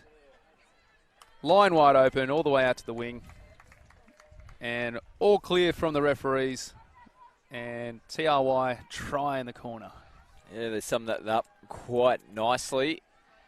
Just had the time and space available to them there, the Gold Coast. And finished it off perfectly in the corner. And they have really run away with it here in the second half. Comprehensive lead over the Storm. As the second half starts to wind down. And I think some of the players will be pretty happy, heck, that the sun's starting to drop down over the mountains over the back as well. The temperature's starting to drop, make things a little bit more comfortable for the teams that have got some matches coming up. It's always a good feeling, especially when you get to the back end of the day, to have the sun go down, cools off a little bit. Don't have to work quite as hard as the siren goes in the background. Game over. Gold Coast convincing win over the Storm. The Storm will have a bit to work on if they are to be contenders in this tournament. Gold Coast doing that one easy. How do you sum that one up, Scotty? Yeah, far too good. The Gold Coast team, and they'll be pretty happy to take their first win after a tough loss in the first round, so that'll give them a little bit of momentum going into round 3. As we mentioned, it is mixed action coming up next, and Corey Russell and Marcus Holm will bring you all the action. There's brothers taking on Dodgers. Stay tuned.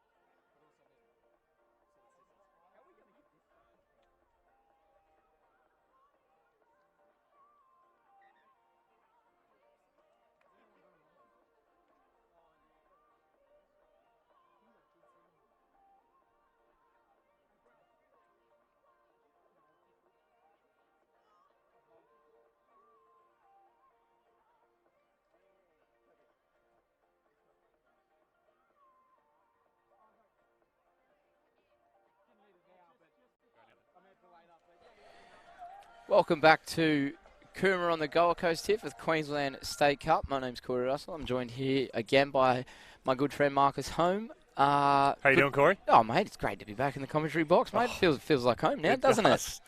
Feel like we've got a nice little combination working together. I think we might have sorted our retirement plans out, if I'm being honest. Yeah, look, I think you probably hit the money on the head here, mate. We've got a cracker of a game coming up here, but in the mixed open division, we've got the Labrador Dodgers mixed up against the Brothers Mixed Club, and if you don't mind, I'll get you to read out the team sheets. Oh, I do apologise for any pronunciation mistakes, but for the Dodgers open mix side, we have... Oh, no numbers. Oh, this might be tricky. Well, that's not great. We have Vanessa U. I don't know how to pronounce that. A-U. Amanda Brett. Easy one. Belinda Dillon, Cody Dowd, Jay how would you say that? Enterick. Yeah. Entericken. Sounds right to me. Mitch McGinn, Cody Presley, Jesse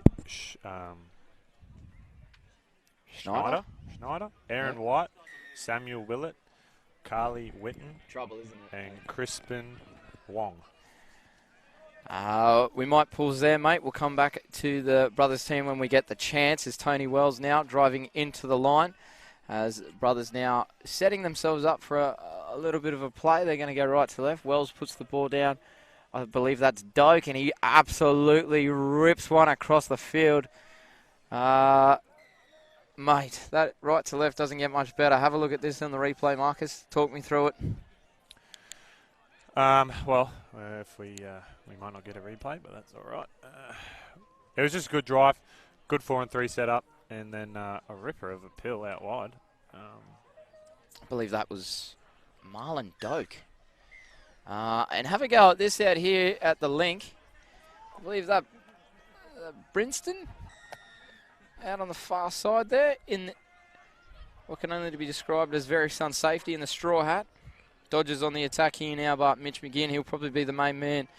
Oh, I didn't even know. Have a go at it, mate. How good is it? The straw hat. McGinn comes out of half, goes open side, a switchback short side, and it was definitely on there. Just needed to take the catch, and it would have been a chance to score. Surely that's got to hinder your play a little, a straw hat.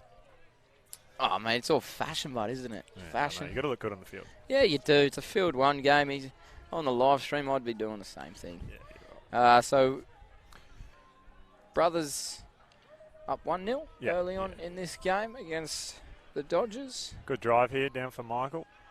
Rasmussen coming out of half now, goes short side, gets the Ooh, ball play away on. early. Could be play on. Nice little pass back on the inside. I 6 believe to that go. could have got knocked down, so we'll have 6 to Yes. go. And now, with the attacking prowess too of the Brothers side, they'll be looking to put another one on here and really stamp their authority early on in this game. As we see like a little bit of a bounce out play, goes back to the middle. Rasmussen, the Samoan mixed open representative out here for the Brothers today. You're full of it. Fun facts. Yep. Rasmussen gives it back.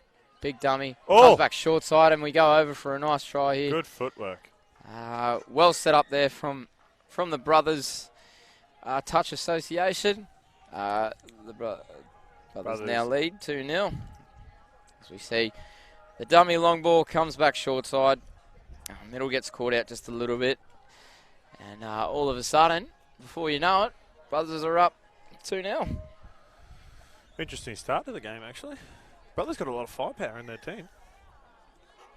See if Dodgers can hold with them here. Yeah, you'd have to think. I don't know too much about the mixed open side. I know the whole competition. I know the Springfield side would be red hot. Obviously with Dylan Hennessy in that side. Brothers, but they've got to be one to watch. But they, play a lot of cash, comes together, and they're very close, tight-knit sort of bunch. So they'll be very hard to beat.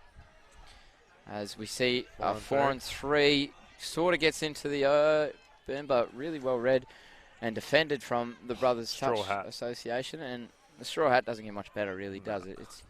You know what's funny? I don't think I've ever seen it on a touch field. There's really no need.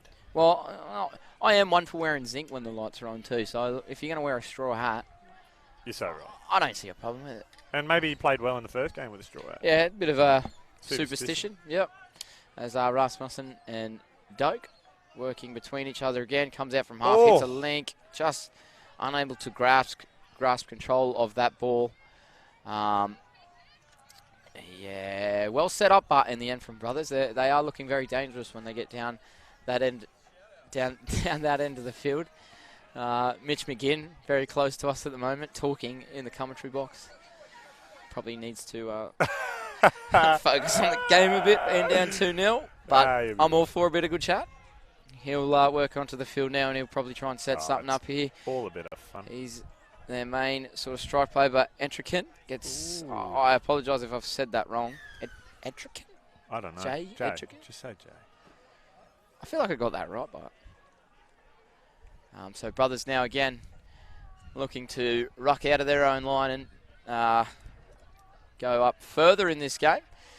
So as Wells takes it towards the box, we'll get substitutions on, rolled in to the line, and not a lot of pressure being applied from the Dodgers when brothers are rucking at them. They're sort of just having it their own way and getting what they want. As Doak fumbles, comes off his right, pirouettes, comes back to a 4-and-3 setup. Good touch by Mitch McGinn.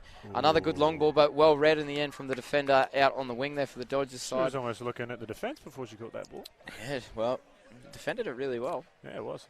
As now Dodgers looking to set something up here a little bit, start to get themselves in the game. It's been a bit of a slow start for them. As Intricate now comes to the sideline. McGinn takes a hard run forward. You could see it, see the pain in his face. He's had a long day, hasn't he? And now go straight through. Find a player, mate. Get yourself a try. Get on the board, and they've done just that. Johnny Hamstra points to the spot. That'll be a try.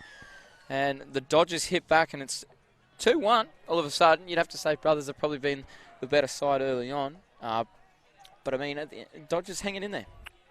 Yeah, they are. I mean, just obviously a quick assumption. The brothers do seem to have a few more subs than the old Dodgers. So this back end of the game might come into play a little. Yeah, you're not wrong. And they've probably played with the same amount of players all day. Oh, yeah. So they'll probably be out on their feet a little bit here. The Dodgers really digging deep. So they'll be looking to defend this set. After scoring a try, you don't want to let a try in straight after you've scored one. And a bit of footwork out on the wing, out on the link. Touch there. She's called touch. Obviously, honesty Referee game. says touch. Well, if she's called touch, there's probably a touch there. Yeah, exactly. Well defended. She got there in the end. Tony Wellsbutt with great footwork on the fringe there. Almost had her, and she's smashed her there too. Maybe that was a little bit of a back chat too. Oh, maybe there might be a little bit of spice out on that far side from us as they come together again. Dodgers now switch back in the middle, looking to go forward now, using the girls nicely, which is an absolute must in a mixed game. Good rucking. Good ruck defence. Yeah, Rasmussen there getting up very, very quickly, and now Dodgers just completely losing their way, turning the ball over inside their own half, and really giving brothers a chance to get back that try that they've just let in. Yeah, if your brother's here, you'd be looking to put another one on. Just kind of playing around with it in the middle. I'd love to see him get a little closer to the line before. Away. A little bit of space there on the Dodgers' left fringe. They did well to recover, but the two boys in the middle coming across to sort of save the day as we see a nice quickie play, Ninja, and it's easy as that. The middle stands there with his hands on his hips asking, what do I have to do? Brother's just too good in that instance. Well run. Looking on the replay here.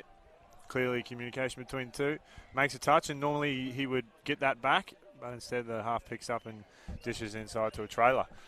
Well run Ninja there, and brothers get that try back that they let in. Hopefully, if you're Dodgers, you want to get another one back. You got to complete this set.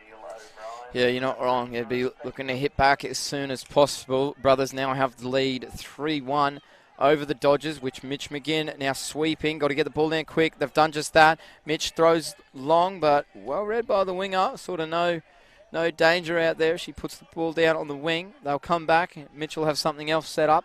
Another 4-on-3. Mitch dummies, gets through the line. He's got a player open and he finds him. The referee has seen something that we haven't in the sub box. There's a player down in the middle of the field. I'm not too sure. I think he just got caught up after the play. What's happened there? To me, that did look like on the replay here. He sort of just got taken out a little bit. I think that's just a little bit of a collision course there on the replay. Nothing too bad. I think maybe he just wanted to spell, didn't want to defend. Looking for a sub. Respect. As we see Rasmussen now really having fun with it. Gives it off to the link. And again, Dodgers just hanging in there. just Good hanging second in there efforts. by the skin of their teeth at the moment. I feel like if brothers want to, they just put the foot down on the throttle and really turn this game on their head as Rasmussen comes back short side. Oh, It's Long's short. Long was on, but fifth touch. And you can really, as they go long, Oh, intercepted. intercept. How far she can go. Dummies, throws it back inside. Looks for another player.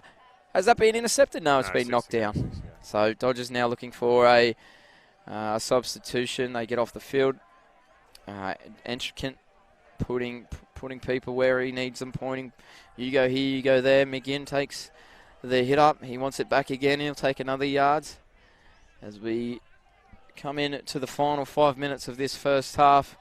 The Dodgers down 3-1, so they'll be looking to get on the board here as Entricant drives forward. McGinn out of half, comes back to the open side. Dummies goes short, puts the ball down, and just like that, that's a pretty handy combination between McGinn and Entricant. That's a fair try, that, and Dodgers bring it back to a 3-2. Interesting defence from brothers here. They're kind of not really shutting or holding. They're just kind of, I don't know. It was sort of a man-up situation, but in the replay, you couldn't tell where the link was. Really? Interesting. Wow.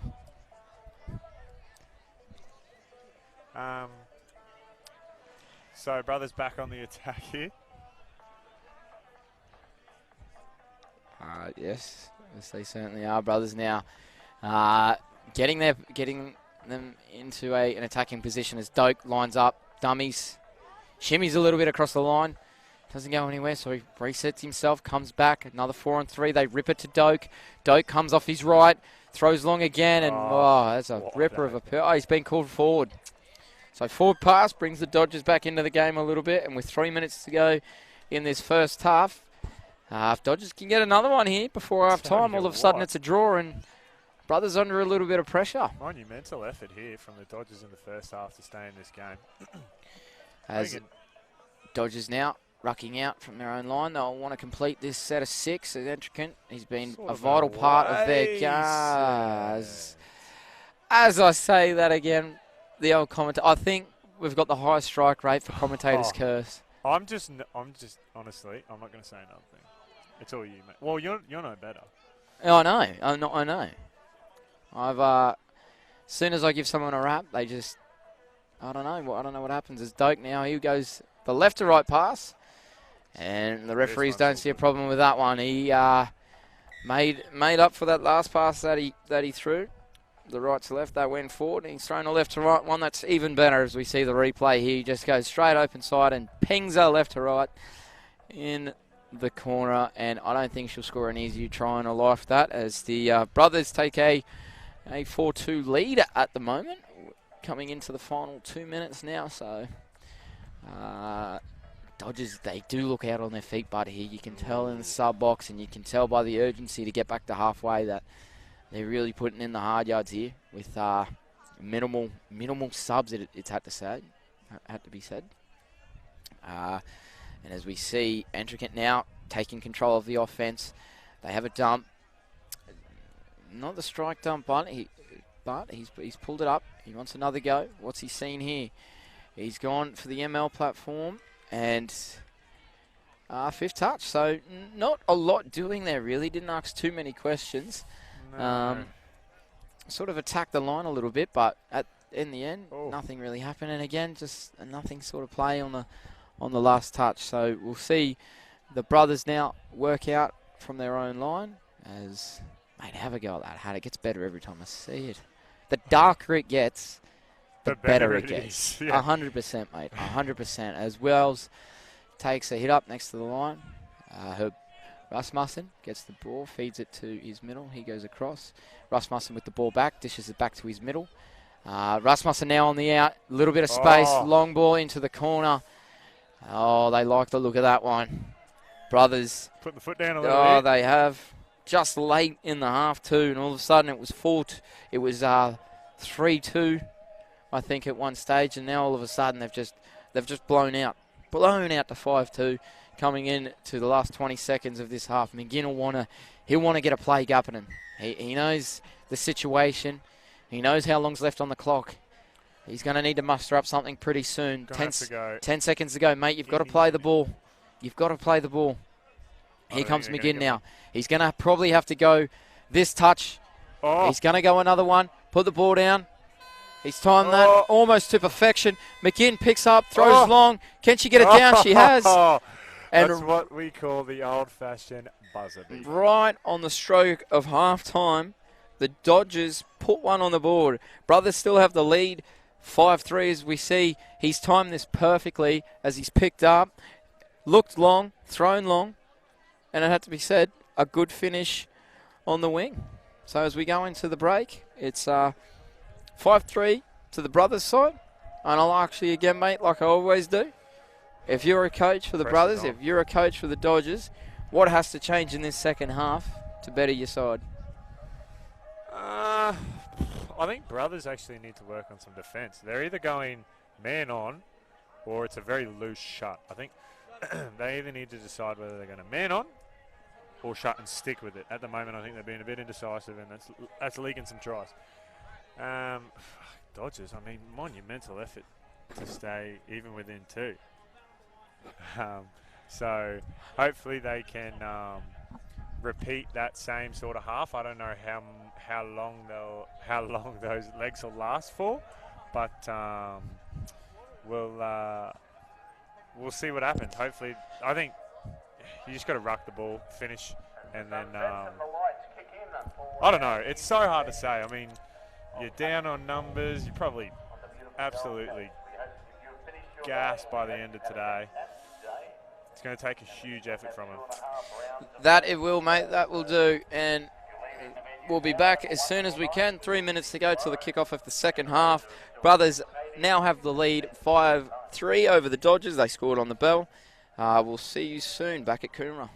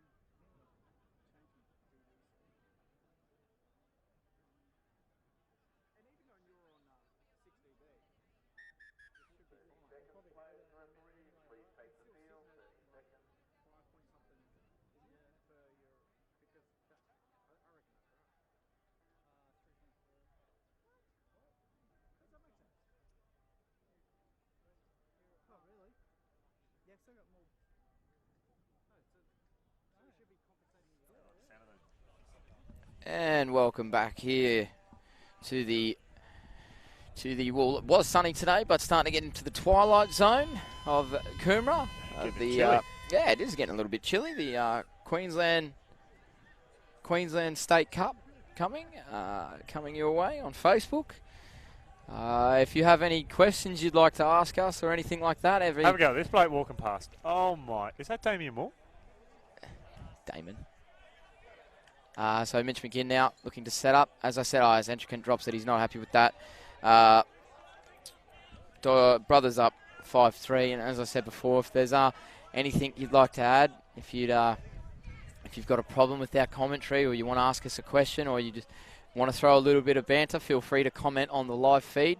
Me and Marcus are watching it pretty exclusively, so we can answer your questions over the microphone, or if you just want to purely get up us, we will give you a shout out. As we see Brothers now with the attack, Wells turns it back inside, comes off the left but holds it up. As again they'll turn it back to Wells. She goes at the line, dishes it back. Playing patient here as Doak puts the ball down, splits left, gets it back, rips her back. Oh, nice finish. That's a hard ball to throw too. He's come short side. Just absolutely ripped it to his winger. Brothers take a 6-3 lead. So I would have imagined the halftime speech. It was very heavily dominant by Mitch McGinn. He was the one speaking a lot. He had a fair bit to say. Probably captain coaching this side. He would have really went at, let's be the next to score. Let's be the next to put one on. Let's be the next to put two on type of thing. Let's get a stop here. Let's go put a try on. All that type of stuff. And it's gone completely the other way. Yeah, it's just gone the other way, unfortunately. So Brothers with a bit of a commanding lead, 6-3 at the moment. But Dodgers, fair to say that they've got a lot of fight in them. As they go to the line, they split right into the open side. And again, just the last pass really letting them down at the moment. And Brothers working their way out. It looks like they've turned it up a little bit here in the second half. Brothers really looks like they're going to start putting the foot down. As we see them sort of rucking towards their sub-box. They'll get players onto the field. Comes back into the middle. Rasmussen now pointing plays where he needs. It takes off. He's going to go short side. He's going to get in goal too. He's gone for the flick back on the inside, but it's hit the deck. Flashy play there. I don't mind something like that. Bringing the crowds back. Yeah, so now Dodgers, they're going to have the job of rucking out, but they've turned it over straight away. Johnny Hamster has found a problem with it. He's pulled it up as he should. And now the Brothers Touch Association has a really good chance to put this game away, really, with another score here. Yeah, I think if Dodgers want any chance of sort of getting back into this game, they've got to hold them out here. I know it's only 6-3, but down by 4 with 11 minutes to go. As we see a pretty clinical play there. There it is. I tell you, it doesn't get much better than that. Brothers put another one on the board and really take a commanding lead here now. They go for the rooster, but they come back on a short side switch. The link on the far side comes from out the back. So well run in the end from Brothers. They take a 7-3 lead, and they're really starting to turn up the heat now in this second half. They've come out with a little bit more energy than they did in the first half, and with 11 minutes to go, it is looking all Brothers at the moment, Marcus. Yeah. Oh, straw hat's gone down. Oh, ankle? No, he's fine. Yeah, Dodgers just need... They're asking options. They're asking questions. Sorry. They are. Just want to give a shout out to Eric out there, mate. I know you're watching. I've just popped up on my phone. Cuban representative. Tommy Cronk's now turning in. So we've got all the superstars here watching us, mate. We're under a little bit of pressure now. Pressure is on. Brothers working it out from their own line. They'll look to get down the other end of the field. Rasmussen passes the ball back into the middle. He takes off from half, dishes it back. Doak now is going to come out from half, come out with speed too, comes off his right, gets away, passes it off to Rasmussen, and that's Damon Moore has given us the all clear as he's walked past here. TRY, that'll be a try. Brothers really putting the foot down here now. Yeah. Well run. Good running from Brothers, and then just makes one guy miss, and then from there it's just... It's pretty elusive, isn't it? It's pretty good footwork. Looks like you're on the dance floor, Corey. Oh, mate, give me a couple of rumbos. I've got all the moves in the world. As the Entrican now, he's probably been one of Dodge's best. He's definitely brought the energy, even though don't have a lot of subs. As Entrican now gives the ball to McGinn on a sweeper. He straightens up, steps off his left, steps off his right, but again, falls up short a little bit. Sean Dinsney's just tuned in.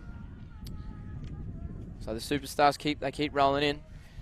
McGinn now looking to take off. He's going to give it back on the county's play. He's gone low, and that'll be a try. Dodgers hit back straight away. Well run. Got low there. All of a sudden, well, 8-4. You can never say... You never say never, but it's a huge It's a big ask from here now, being 8-4. 8-4 down. Brothers certainly have been in control for a lot of this game. And I don't know if they'll be too happy with letting that try in now. Or they could just brush it off and put one on here. As we see, working towards the middle. Switching back, going back to their middle platform. We see a sweeper come around the back. They pull out of it. They don't want that middle to make the touch. So they pull back out of it again, and they'll try something else. As we go straight to the short side, almost beat him to the corner there. Well defended, well scrambled. As we see, we'll go for a 4-on-3. He's just going to rip it straight off the deck. Oh, that's... Forward? He's giving it forward. Forward pass. Unlucky. Wells thought that was a try by the look of her. He was running back to the sub box, pretty happy with it. So Dodgers now, they'll be looking to try and get themselves back into this game. Rucking out. This is the probably the most important. And I've done it again. And I've done it again. I have the highest strike rate of a commentator's curse. I'm sorry, Dodgers. I'm sorry. Not the first team I've done that to today, that's for sure. Thank God you play for us, because if you were in the box against us... wouldn't be good, would it? Maybe you'd go the other direction. If you were playing, I'd probably say he's going to drop this. You might catch it. One, yeah. I've got injury. That's why. Oh, yeah. Me too. Yeah. Right.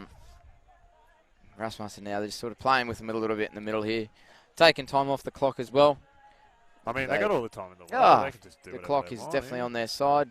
See if they get a penalty here, maybe get another set of 6, but sure, go straight for the OZ play. She's lightning. I reckon they've worked on that in the backyard, those two. You reckon? I reckon they have with their young fella. He's probably the one dumping the ball and he's picking it up. Maybe, just like you Russell boys. We just fight. Oh yeah, that's fair. Yeah. No wonder he's got grey hairs all over his head. Pretty well set up there, Bart, and they timed it perfectly. They played around with him in the middle a little bit, and then as soon as they got that strike dump, it was game over. Wells on the outside of her defender. She was never going to get caught. So again, Edrican hasn't stopped trying all day, as he's going to get the ball here in the middle, see if he can muster up something. Puts the ball on the ground. He's going to get it back. Comes off his left. Oh, good defense. 6 minutes to go now. Bit of a crowd building behind us in this game. It's a great atmosphere here at Coomera. Queensland Touch for the first time they've put on a state cup. They've really got it. They've done an excellent job here. There's a beer garden right behind us. The atmosphere around the ground is spectacular. It's really got that carnival feel about it, and it's something that the calendar for Queensland Touch has missed. It truly has missed. And this is 100% here to stay, and you can tell around the grounds that everyone's having a great time. And there was a certain atmosphere rocking up to the ground. Yeah, have a go at this. Turn of pace. Wheels. Rasmussen. Oh, the flick. He's flicked it out the back. Mate, how good is that? That's all right. That's good footy.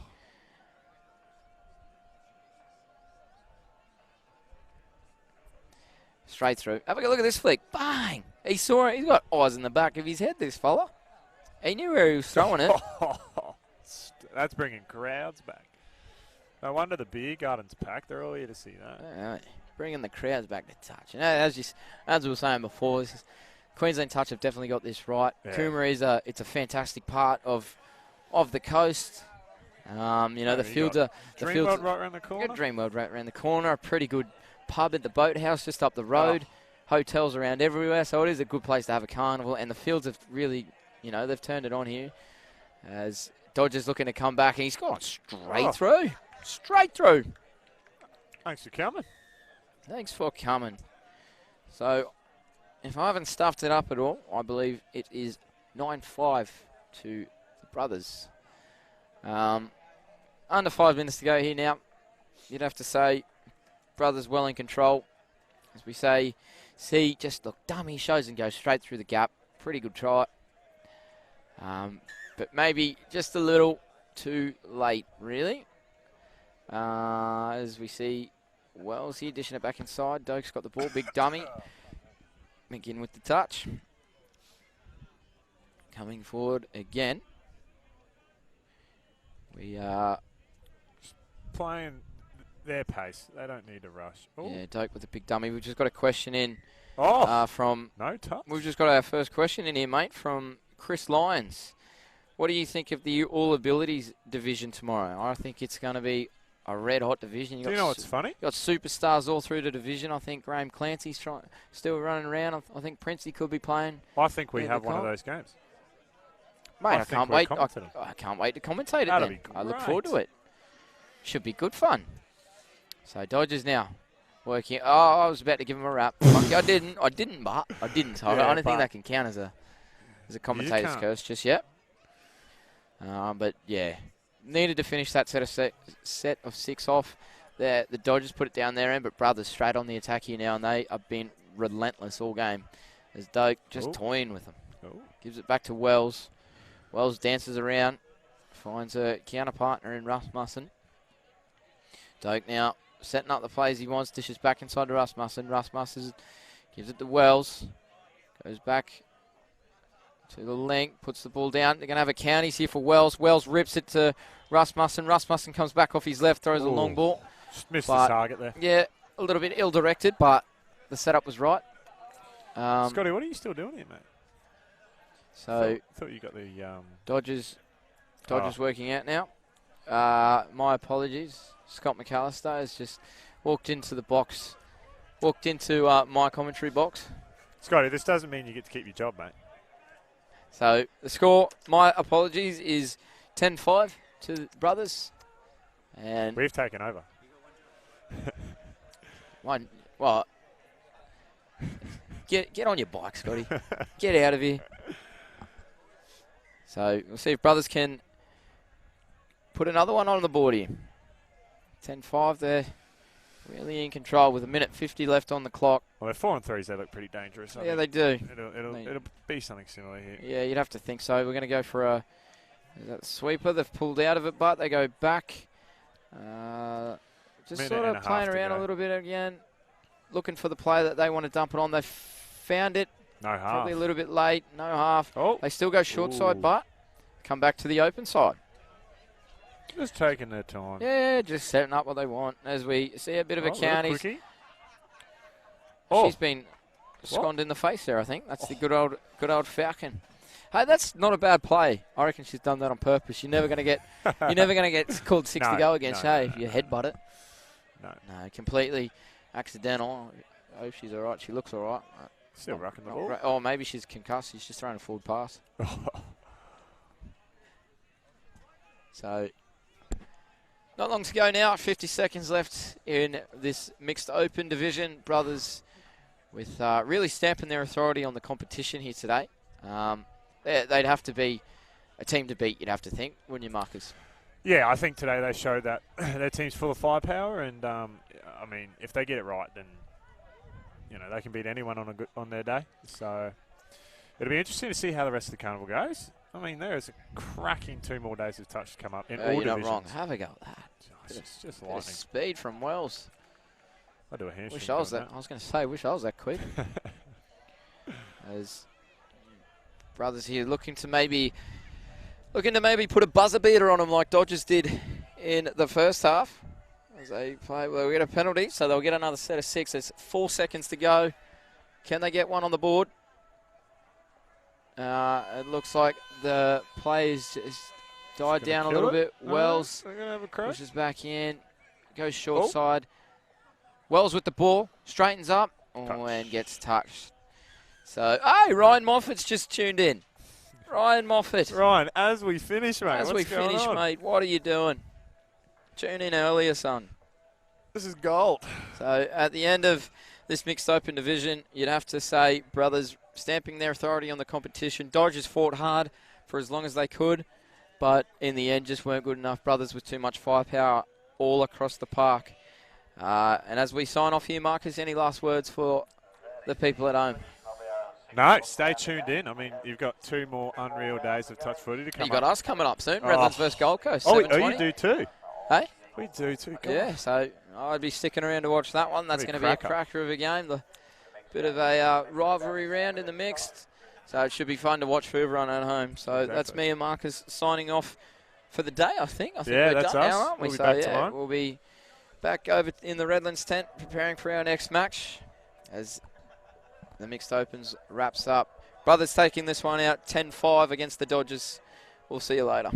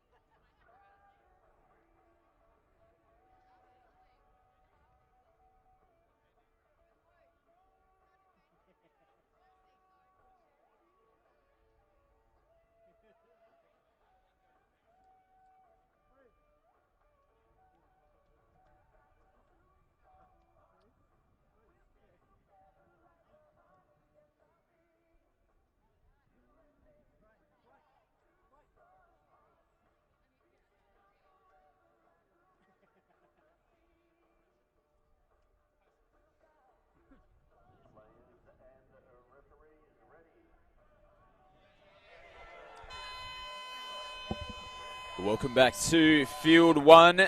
Both teams entering the field here. We have the Open Women's Division A match and the Northern Territory Devils making their way onto Field 1 for the first time. Great to have them here at the Queensland State Cup this year. And referees just pulling up play. One of the players might have had a necklace on or some sort of jewellery. To see Nathan Budge out there running this one.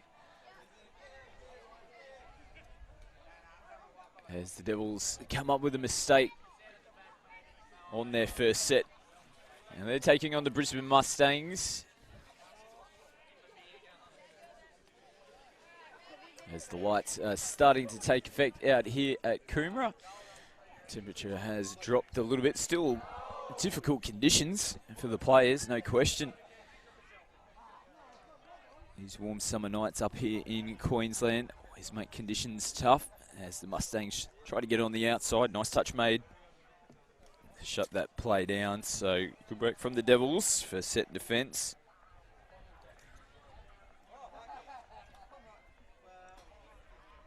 As they head across field now towards their substitution box. They'll get a couple of changes on. As they head towards the halfway line now. Picking up from half, but good defensive pressure to come up and make the touch there on Bellinger. And Brisbane Metro have a pretty good field position here in this set, having started it pretty much on the halfway line. Only a couple of touches into their count. And they're starting to push towards the attacking zone here of the Northern Territory.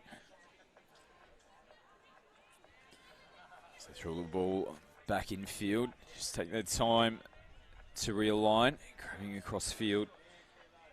It's Pierre Gallen. She dishes back off, pick up from half, give early ball. There's a little bit of space out here for the Mustangs. Good touch coming in. Shut that one down, had to be made. Lucy Drayton doing the job there for the Devils.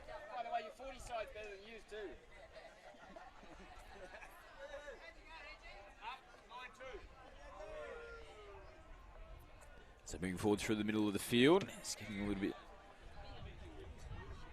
stronger with their rucking, trying to get meters again towards the back end of their set. This is fifth touch. They're only just getting over the halfway line now.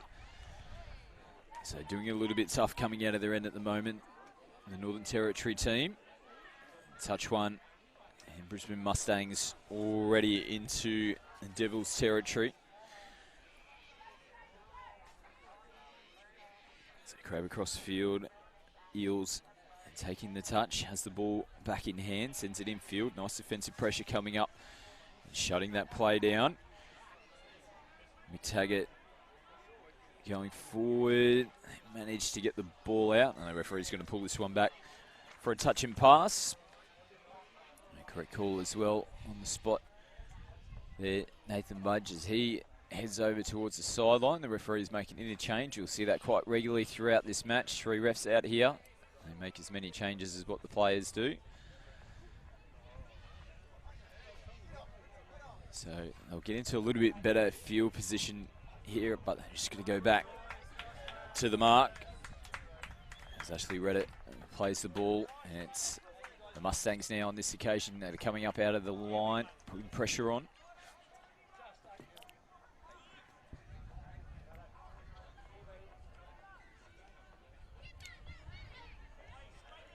So touch made, having to go back to the mark on the first touch. They're over the halfway line again here on touch 2. Send it back infield. Changes on Rasmussen. Plays the ball. Gets the ball back again. It's Talia. Shy of the 5 metre line. It's a little wraparound play, but they couldn't hang on to it. The referee's actually going to pull this one back for a touch and pass.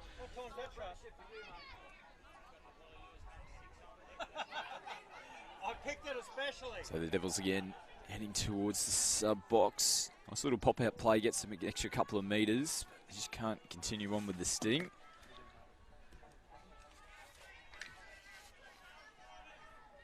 There's the Devils again. This is a nice pick-up from half. And the pass has just gone late, unfortunately, on that occasion. Talitha Enoch Having a little dig from half. Wasn't a bad little play to have. Nice little turn of speed. So the Mustangs tap and get us back underway. Still 0-0 here on the scoreboard. So the Devils have done a pretty good job defensively. They've been right under the pump. Brisbane Metro definitely having the bulk of the field position, and this will help their cause as well as they get the penalty. Ashley Poole will take the tap for Brisbane. She's going to head off towards the sideline now. They make changes. Nice running onto the ball. Ooh, might have been able to pop that ball off there to Letitia Stowers. They hold on to it. They still got touches up their sleeve. They attack the line, and that's what they're doing now. That's been thrown into the Devils. They call 6 ago. Bellinger coming in to put the pressure on that occasion. Taking some hands along the way.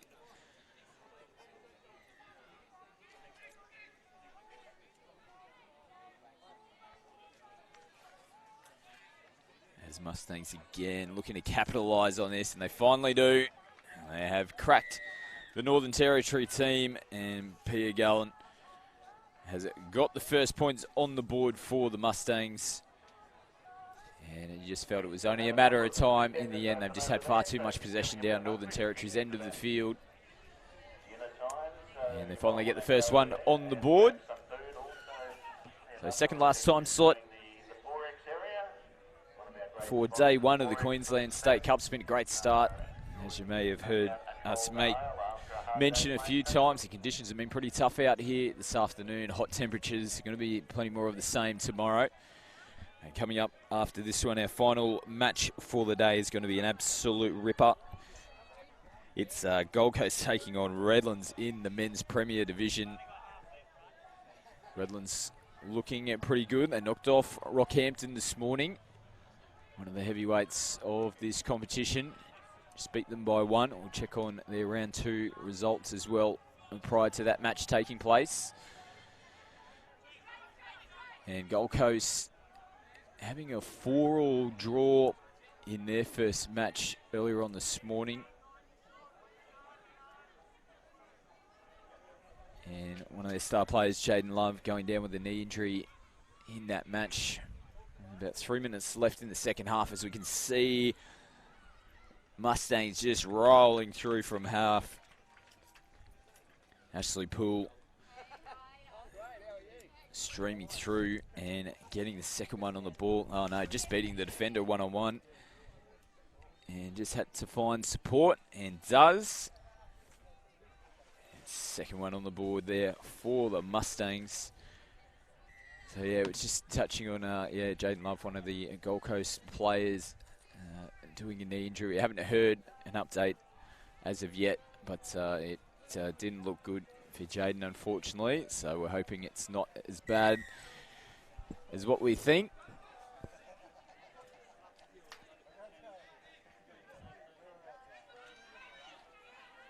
As the Mustangs pick up the penalty, and they're picking up the intensity as well, as they push the ball across the face, having to come back to the mark. They'll realign here, straighten up into the Northern Territory defensive line. That's what they do. Nice pick up from half. They got the wraparound play, and just going behind the back of Rachel Day on that occasion. It was the right play, looked good. I like the early release onto the wraparound.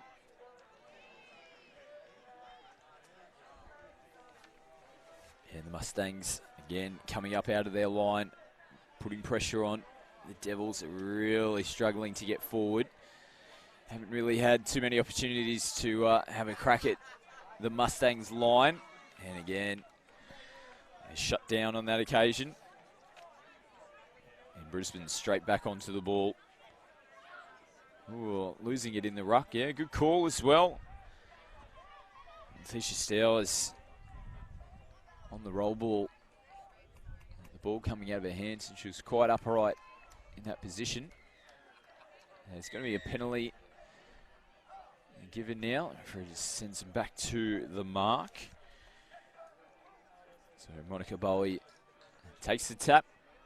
She'll receive the football back here again.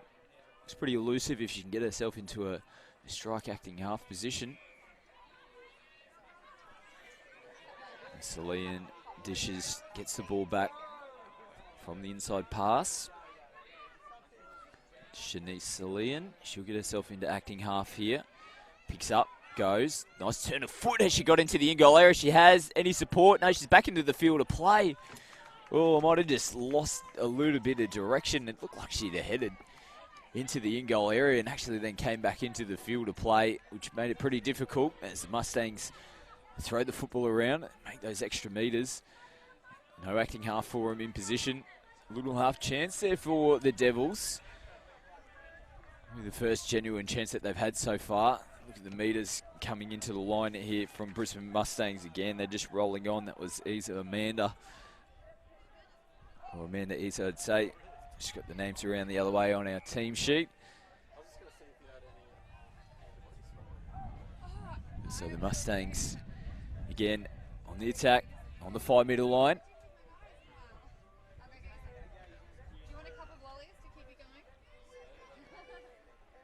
Penalty given to the Mustangs. More pressure here for Northern Territory. As Isa plays the previous play, they head out towards the right-hand side. They've got the overlap. And choosing to hold on to that one and diving underneath. Gets another one on the board for the Mustangs. That's their third. As we watch the replay. Nice quick roll ball. Taggart gives nice early ball. They had the overlap. Chooses to take it herself. And strolls over there. Zoe Parker for the try.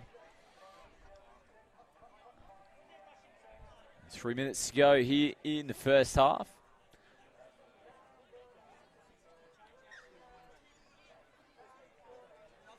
And back underway.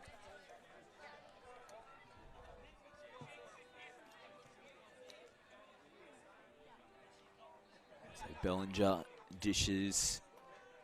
It's Tomakawa in the 47 out there for the Devils. Nice pick up from half again.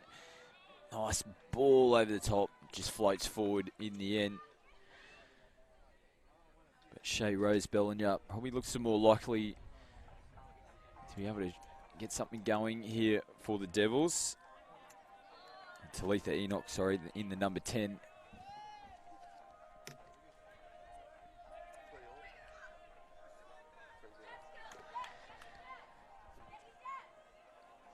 So the Mustangs again look to work towards getting into the Devils' territory. They do that now. Nice pick up from half. The referee's happy she was onside. So Brianna Eels looking for a penalty there from the referee. No love from the refs on that occasion. So decent defensive set there from the Devils, but they're struggling again to get forward. Again, just slow out of half. They throw it back on the inside. Only just starting to move forward now over the halfway line. Mustangs players called offside. And referee has blown the penalty. So 6 touches. Good chance here. Minute 20 left on the clock for Northern Territory. They've just got to straighten up their point of attack here. Going towards the Brisbane Metro line. The defensive pattern here of the Mustangs is forcing the Devils to play quite lateral at the moment.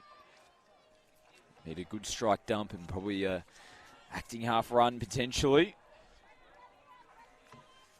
Still touches the go. Under a minute left on the clock.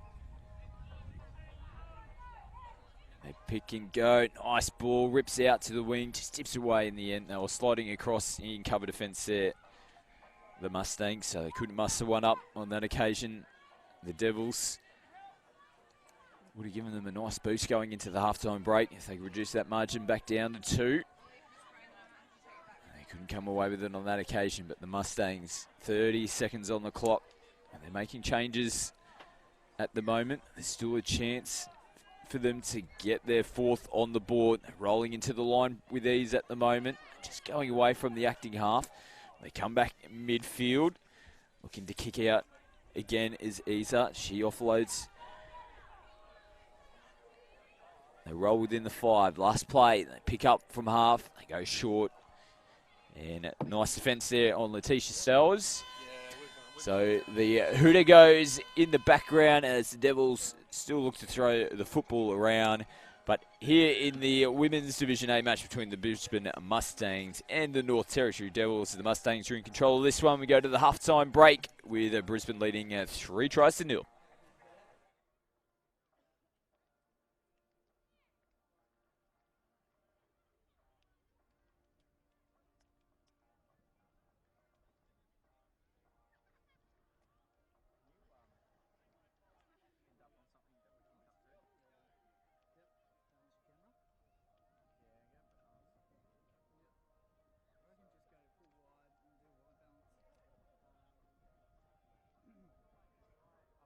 That is half time in our second last round of games for day one of the 2019 Queensland State Cup. We only have one round and a half to go.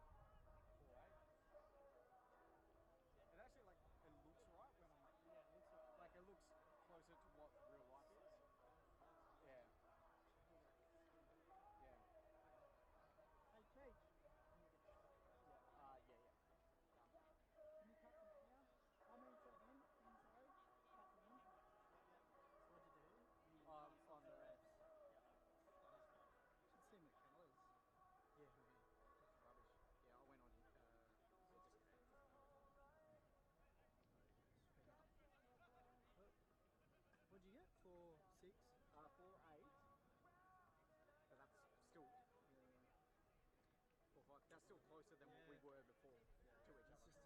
2 minutes, players, referee. 2 minutes. Try the other one. Show the preset. The dude. Yeah, try him. That's who I got.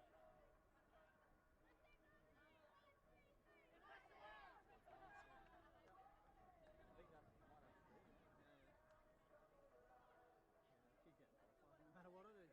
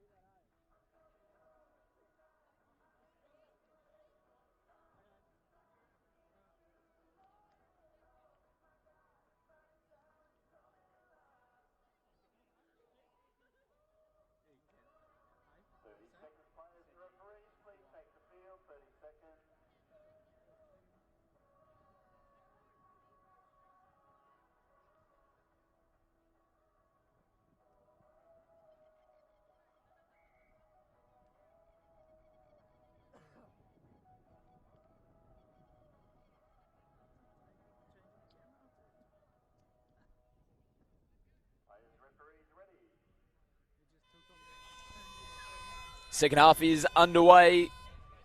This is Women's Division A action between Northern Territory and the Mustangs. And this is a good start here for Northern Territory. They're showing a bit of intent in defence, but the Mustangs, they're pushing the ball across the face.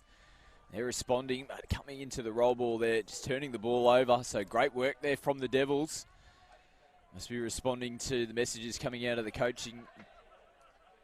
coach's box over there on the far side of the field. I think it might be Hank Salian taking the reins for the Northern Territory team.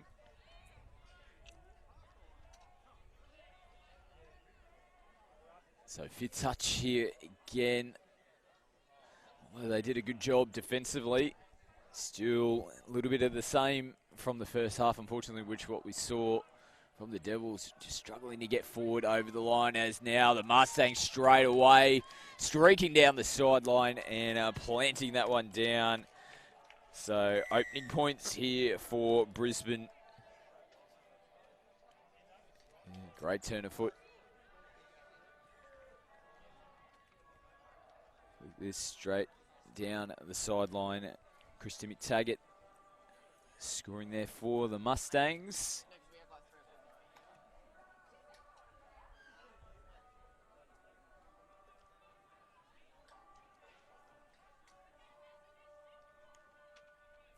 Devils back in possession.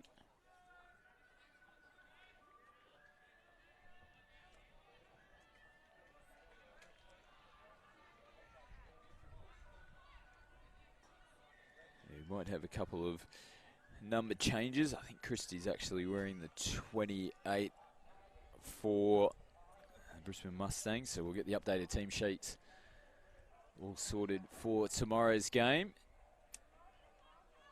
It's been a great opening day here at the Queensland State Cup. Well, might have created overlap. One of the Devils players shooting up out of the line and just couldn't hold on to that one. Ball turned over there. Sarah Laurie. Another half chance for Brisbane on that occasion. So 4-0 is the score here. Division A action between Brisbane and Northern Territory. Yeah, and as mentioned, as it's fifth touch here for the Devils. Great that they have been able to come down towards Queensland for the State Cup this year. No doubt having some games against some of the Queensland affiliates is going to do them wonders when it rolls into National Touch League time next March in Coffs Harbour. So on the rise, touch football up in the Territory. A shout out to Nathan McDonald up there, no doubt, watching, steering the ship in the NT as Mustangs again get in and switch it back on the inside. Another try on the board, that's their fifth. Hopefully you're resting that knee up there, big fella, and enjoying the girls out here in hot Queensland. Not quite as hot as Darwin, no doubt, but still quite warm up here today. So it's been a good start here for Brisbane in the second half.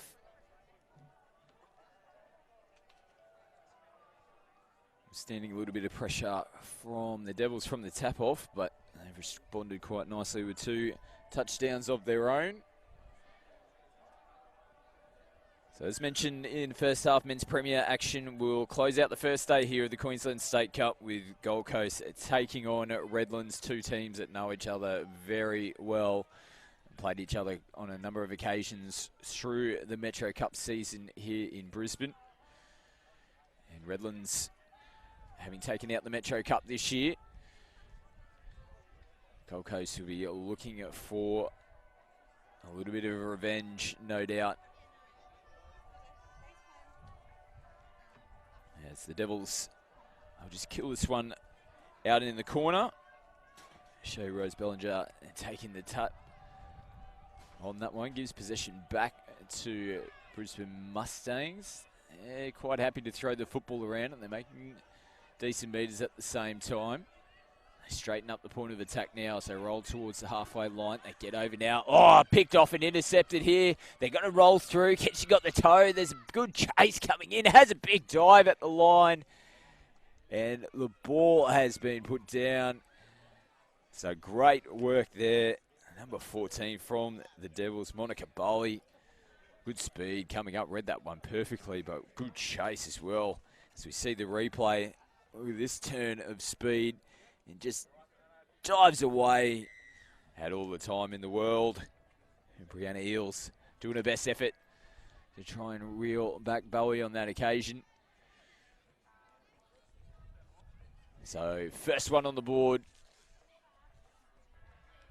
for the Devils. Good result as well, coming off the intercept. So 5-1 is the score now.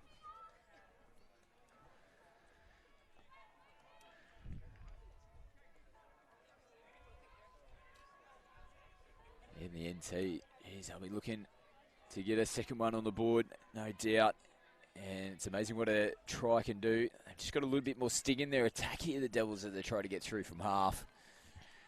Couldn't crack the line.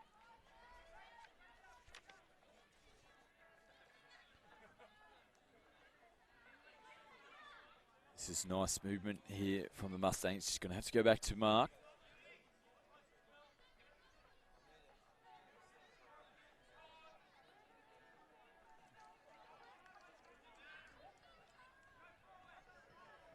So they go forward now with Rasmussen. You can hear the calls from the Metro box. They're just looking to drive in towards the line. Rasmussen picks up. But had the opportunity just to hold on to that one a little bit more. Try to get the defenders to jam in and then throw the football. But they've picked up a penalty. We get 6 more chances to attack the Northern Territory line. First touch here. As they slide across field. And a little bobble there, enacting half.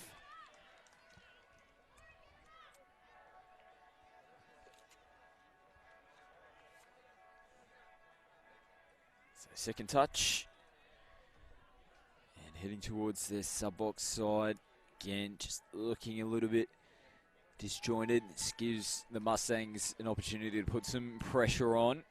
They've been doing a great job of that throughout this match. This is a nice little pick up from half. Just gets them going. But the sixth touch, I should say, is made there on Mulvahu. Mustangs back in possession.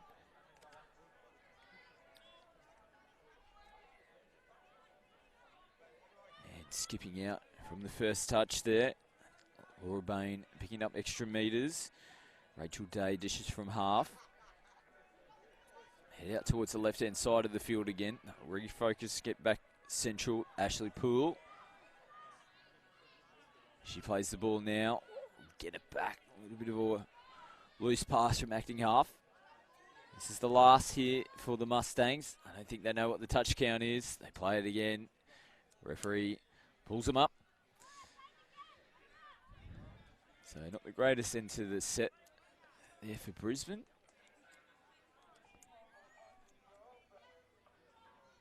A little bit of a loose pass back in the inside, and it's actually been picked up from the referees. It's forward.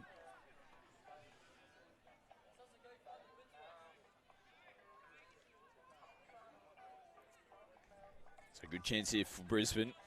They've been in good field position over the last few minutes to be able to get another one on the board. Oh, nice turn of speed. Has the touch been made? No, it hasn't. And Ashley Poole skips away from the Northern Territory defenders. Just a little bit of individual brilliance on that occasion. Picks up their third try for the second half. Pushes that score out to 6-1. So we see the replay now. Poole showing the dummy. Getting away from the second defender as well. Plonks that one down.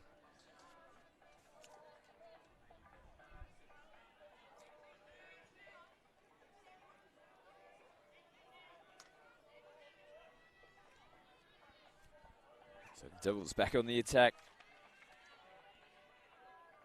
And Oh, they almost rolled through the middle there.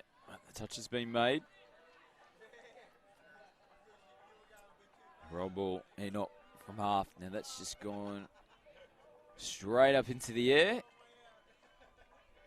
And they turned the ball over. Nothing Lucy Drayton could have done to reel that one in.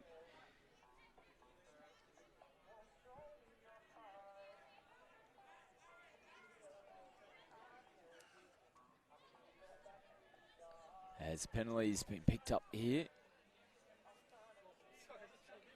Forward pass. Referees all over those forward pass from the ruck penalties in particular. Good chance here for the Devils to get their second. Enoch passes, she'll head towards the interchange box. Fresh legs coming on for the Devils. Nice little pick up from half. Skip on the outside. Touch made. And Ashley read it.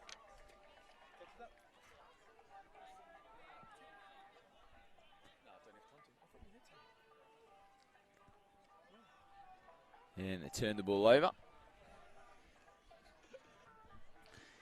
Mustangs back on the attack.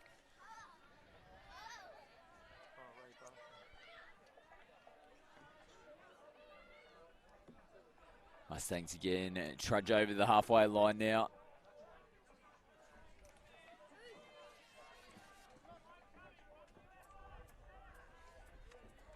Happy to throw the football across the face as well. And again, coming from the left-hand side over to the right now. Last touch for them. They head back again to the left. They're stretched here, the Devils. Little show and go as well, but good defence back on the inside. Thought that might have been, say, Tomakawa making the touch on that occasion. She's coming forward now. Showing contact. Play on is the call.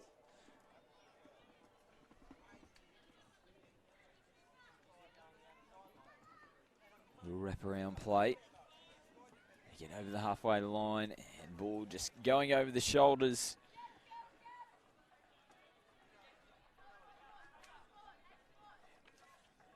Oh, and the Mustangs now coming up with a little mistake of their own. And Isa dropping that one. Still no doubt quite warm out there. Sweat on the ball, tricky conditions. A little bit of fatigue, no doubt, starting to roll into this match. A few games under the belt for the ladies this afternoon. It'll be important to recover well tonight. It's going to be another long, hot day out in the field tomorrow. No doubt 2 or 3 more games to go for the ladies. 15-minute halves been played here at the State Cup this year. So no doubt there'll be a few sore bodies come Sunday afternoon. It's going to be a cracking afternoon as well. All the finals actions will be brought your way. Thanks to Bar TV for their coverage this weekend at the Queensland State Cup. Great supporters of touch football, covering all the big events around the country. We made mention a little bit earlier on, State of Origin series coming your way in 2020. That'll be at Coffs Harbour. New South Wales back on home soil. They are the State of Origin champions at the moment. They've held that trophy for a long time. Queensland starting to get their teams together. And a lot of players will be looked at the State Cup this weekend. National Touch League back on the calendar again next March, again in Coffs Harbour. So good opportunity for those players in Queensland teams to get a run on Coffs Harbour. A lot of players are very familiar with that venue, with the NTL being there for a number of years. So it won't be foreign to them when they head there next June. And fifth touch here as the Mustangs again looking to attack. Having to come back to the mark. Amanda Isa, she's turned it on in the second half. Pretty good turn of foot, quite quick across the park. 6-1 is the score. Brisbane still in control of this one, as the Devils Send it out to the right-hand side of the field. Get changes on as well. As the hooter goes in the background, and that will wrap up this Women's Division A match between the Devils and Brisbane Mustangs. Final score here is 6-1, Brisbane with the winners. And as mentioned, stay tuned. The final match of day one of the Queensland State Cup coming your way. It's going to be an absolute ripper. Men's Premier action. Gold Coast taking on Redlands.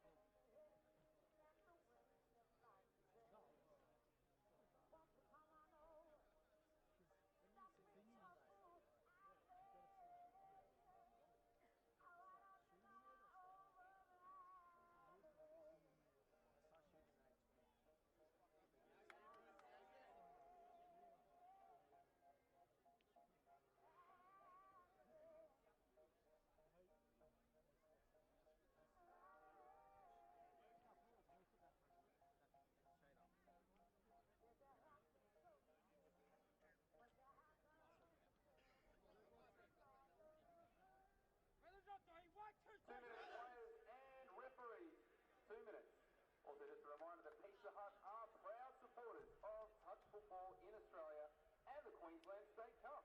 You can pick up your favourite pizza here on site, but why not make tonight a Pizza Hut night? Pizza Hut, proud supporters of touch football in Australia and of course the Queensland State Cup.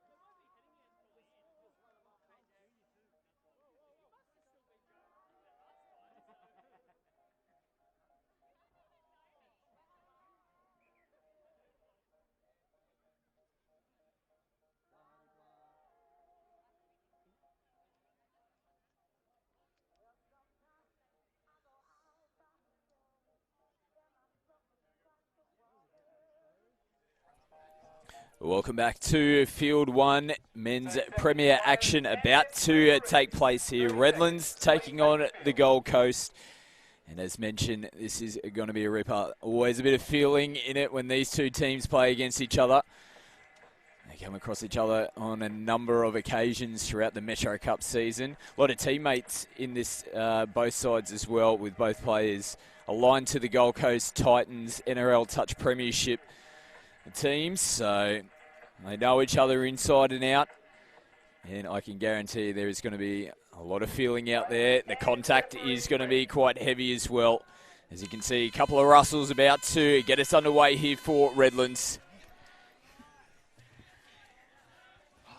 And Brad Russell rolls the ball. Corey, they go the run around. Moffat plays out the back. Nice left foot step. Oh, Jesse Curtis, here we are. Nice. It's going to be a big game, isn't it, mate? Big game for Gold Coast. Here we go. Yeah, John Penny jumping in the commentary box with me for this game. And we're just saying, as we just started, a lot of feeling whenever these two teams play against each other, isn't there, mate? Yeah, there's a bit of history here for these teams, and they love it here. So it's good. Here we are, Queensland State Cup. Best opportunity for all these boys. A great way to finish day one as well. Men's Premier action out here on field one. Redlands couldn't come up with the points there on their first set. Norman picks up and goes from half. Unlucky defense there for Pete. We've got good D in there. Russell's in there covering that anyway. So we'll head towards their sub box now, Redlands. Pretty frantic start here as Moffat heads back in field. Drew Price out onto the field now for Redlands. He'll get the football back. Playing with brother James this evening. So head back in field, Adam Pride onto the park as well. Here we go. We got Drew in the middle here. We're setting up here. Adam Price setting up for the pass. Here we go, Drew. Nice hole. Ooh, just dips away. They hold on to it. Nice hands from Bailey. Steps in there. We love those sort of steps. Absolutely. The dancing feet. Mate, they might need to have the dancing feet to keep away from these Mozzies that have invaded us in the last 5 minutes. I think that's for everyone at the park tonight, brother. Exactly. So here we go. Gold Coast rolling right through the middle. Good drive in there. Who we got in there? Uncle Pete and Kingston. Unlucky. Good boy, Wayno. Good. So nice touch. It's been a good opening stanza between these two teams. No one can crack the other at the moment. As Pride takes the hit up, he'll head over towards the sideline. Again, you'll see plenty of changes throughout this match. Here we go. We're going to light up in here. Great work. Ooh, grabbing the shirt as well. It's going to be a penalty at least here. Yeah, it did look like that he was offside. Might be lucky to only just get away with the penalty and nothing more on that occasion. He was pushing his luck there, grabbing the shirt. So Adam Russell plays it. Go the wrap around. Moffat again. He's had plenty of touches. Hayden Moffat, have they created the numbers? Dan Hope couldn't get there. Tristan Wade coming across in defence. Yeah, really good. Tyler Ward pushing in there, making him work himself across for the D. As Moffat again gets a touch. Throws a huge bomb out into the corner. And they couldn't hang on to that one. Chance. Nice big early release. Unlucky on that one. We can see the ability coming from Redlands. They can play any option they want. Short, long. Moffat got in there. It's a nice pass in there. Unlucky for their pass. Curtis back onto the field now. Gets him over the halfway line. Good drive. Good drive in there for Jesse Curtis. Pete in there. Here we go. And two. What have we got here? They're going to pull this one back. Unlucky there, boys. It was a nice roll into the line there from the Gold Coast. Yeah, really good. Good on Maya to step back in and notice that he could add an opportunity there, but they got a penalty there, so all good. Yeah, Redlands, Marcus Holm. Head towards their sub box again. Nathan Beaton onto the park, rolls it just over the halfway line. Nice work there from Russell. Yeah, it was well behind him. And Brad Russell. Unlucky there. Yeah, looking. Try and get the offside players. Couldn't pick him up. Jesse Curtis doing the work again for Gold Coast. Nice work in there, brother. Here we go, Redlands. Oh, great D. A few extra metres there. Russell pulling out of the touch. James Price coming up and making the touch on the previous one, but they got the ball away.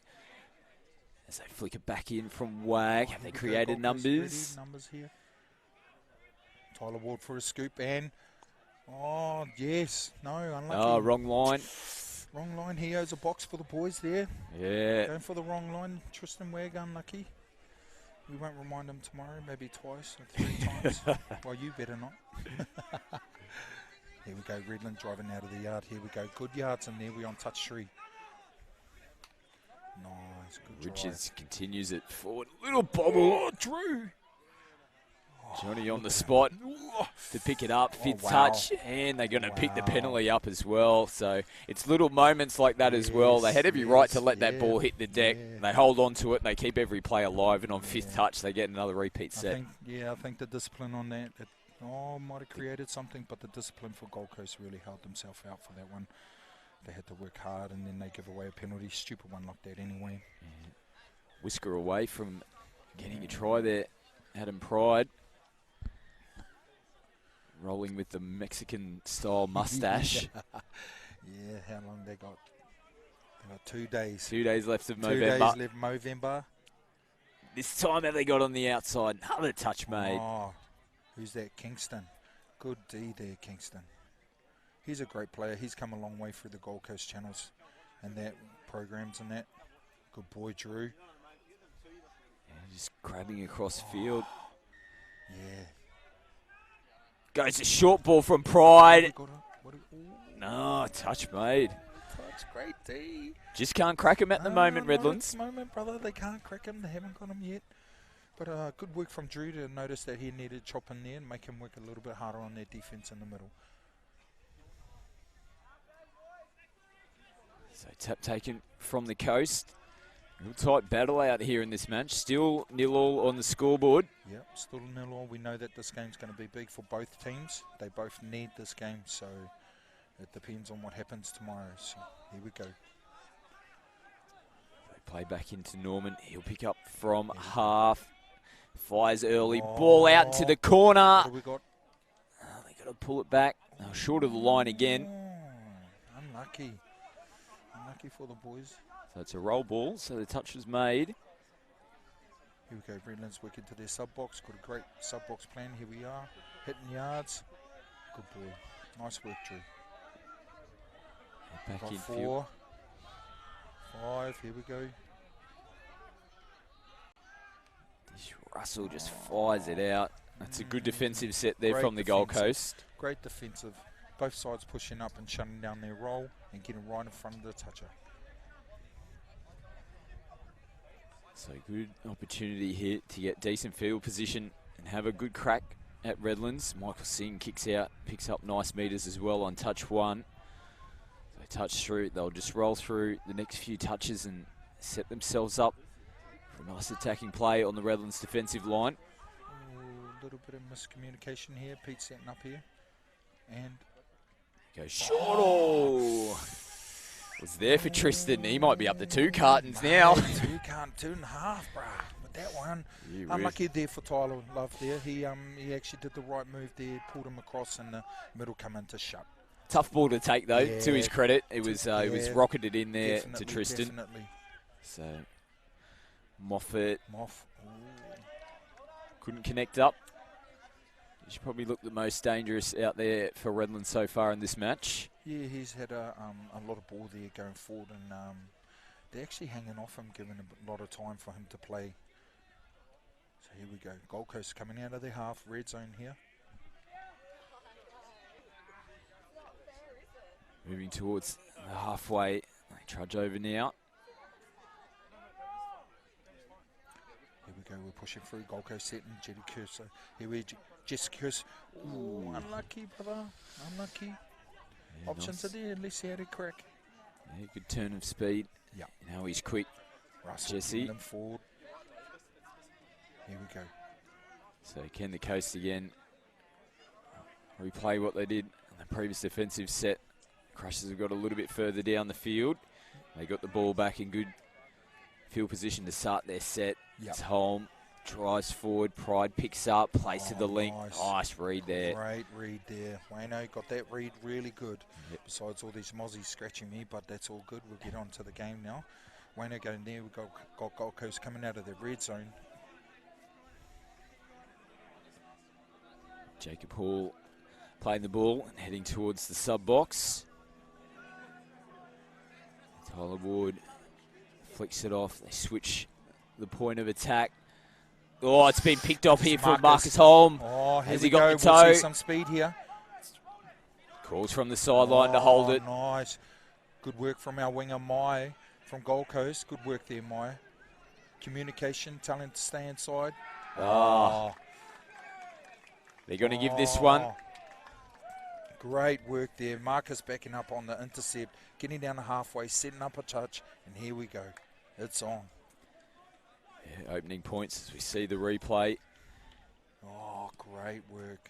It was really good considering he took the intercept to start with, got them all the way down the other end of the field. When you trudge all that way, you know, he could have rolled the ball and come off and taken a breather. Yeah. Stayed on and finished the play off. That's a huge play there from Marcus Holm. Yeah, that is a great play for Marcus there to finish off that try and work his butt off, get down there and be active off the ball. You know what I mean? Didn't give up. So first points on the board for Redlands. Took a little while to get our first try in this match. Both teams are working really hard to make this work for each other. Okay, we got Pete setting up there and Jess Curtis in there. Oh, Halsey. Oh. What's he got? Oh, fifth touch has been called. Oh, the ref is there. He's called the touch. Yeah, Charlie Griffiths There you go. really having to scramble to get there. He's on point there. And the ball there off the chest of Pete Norman falls into the hands of Adam Russell. Nathan Beaton driving forward. Stanhope pops out to Moffat. No half in place. Yeah, here we go. Corey Russell having to scramble there to get into position. That's James Price almost. James Price almost through there. It's nice to see the brothers out there, the Price boys out there representing where their junior touch came from and all that. Supporting all the boys. I'm sure they've played a lot of touch with all these Redland boys. Grandmother has made her way over from Scotland as well. Oh, yes. She's a big live stream fan. I try to give her a shout out every now and then, but she's actually here in the flesh. Finding the warm conditions a little tough compared to Scotland this time of year, so we're giving her plenty of bottles of water. Yes. No, there is. Here we go, Gold Coast on the thing. Kingston on the long. And, unlucky there. Unlucky there. We'll create options. Here we go. Redlands working out in for their subset. There's Brad Russell. Nice. Two sets of brothers out there for Redlands tonight. As it send it back infield, try scorer. There. Home. Oh, unlucky sideways. We've got a sideways play. Here we go. Good touch. Oh, good work, Drew. Nice and strong. Remember, you got to do the 1%ers to make the ball count. We're just getting in between our legs. Roll ball here. Drew getting us forward on the Redlands there. So good response after coming up with a little error themselves. There's a little bit of gamesmanship. Yeah, a bit of love there. But that's okay. That's okay. And Drew Price again. Doing a great job out there for Redlands. Yeah, and... Oh, they go the short flat ball. Tyler Ward. With that 1 a.m. slap. Yeah, Tyler Love, I should say. Hitting the wrong unlucky. Tyler. Yeah, unfortunate for his brother, Jaden. Hurting his knee on the step there. Yeah, we saw that. We called that game a little earlier on. Yeah, It's horrible. You can just see it. As see soon as he hit the ground, you just knew. You knew straight away, and it wasn't good. But you know what? It's good to see his brother out there still representing. Ooh, good touch. Drew in there, nice and strong. And who's that? Their Uncle Pete? Yeah, Uncle Pete, take that one. Bit of love. So Tristan Wag driving into the line nicely. Norman picks up, goes short again to Wag. Cover defence from Pride. Referee's holding up here. Oh, sending Tristan over. Sent Tristan for a sub. So he might have had a couple of words. Here we go. He's starting to get a little bit it's a little stroppy. It's getting a little bit testy out there between the boys.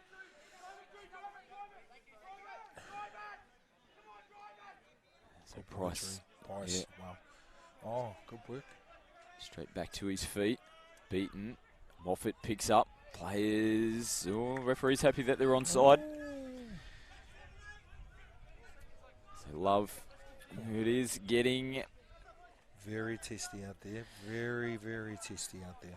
Referee's going to call Nathan Beaton over. We made mention of it at the start before the game. We had a feeling. It doesn't matter. These two teams could be playing a game of marbles against each other, mate, and they'd be throwing chat. It would be on. I think it was a good work there from the referee, Brett Freshwater. Just pulled them up. There was no penalty given. Just said, boys, let's pull your heads in. And has he gotten in the middle there? No, touch made. Whew. We almost made the impossible happen there. It was right on the half-time break. What a great half a touch there. Good work from the Gold Coast and the Redland boys. We still got 1-0 to the Redland boys. Great work. Yeah, it's been a real tight battle out there at the moment, but we go into the halftime break with Redlands with the slight advantage over Gold Coast. It's going to be an absolute cracker second half as well, just like the first. We'll take a short break and we'll bring the second half to you in just a few minutes.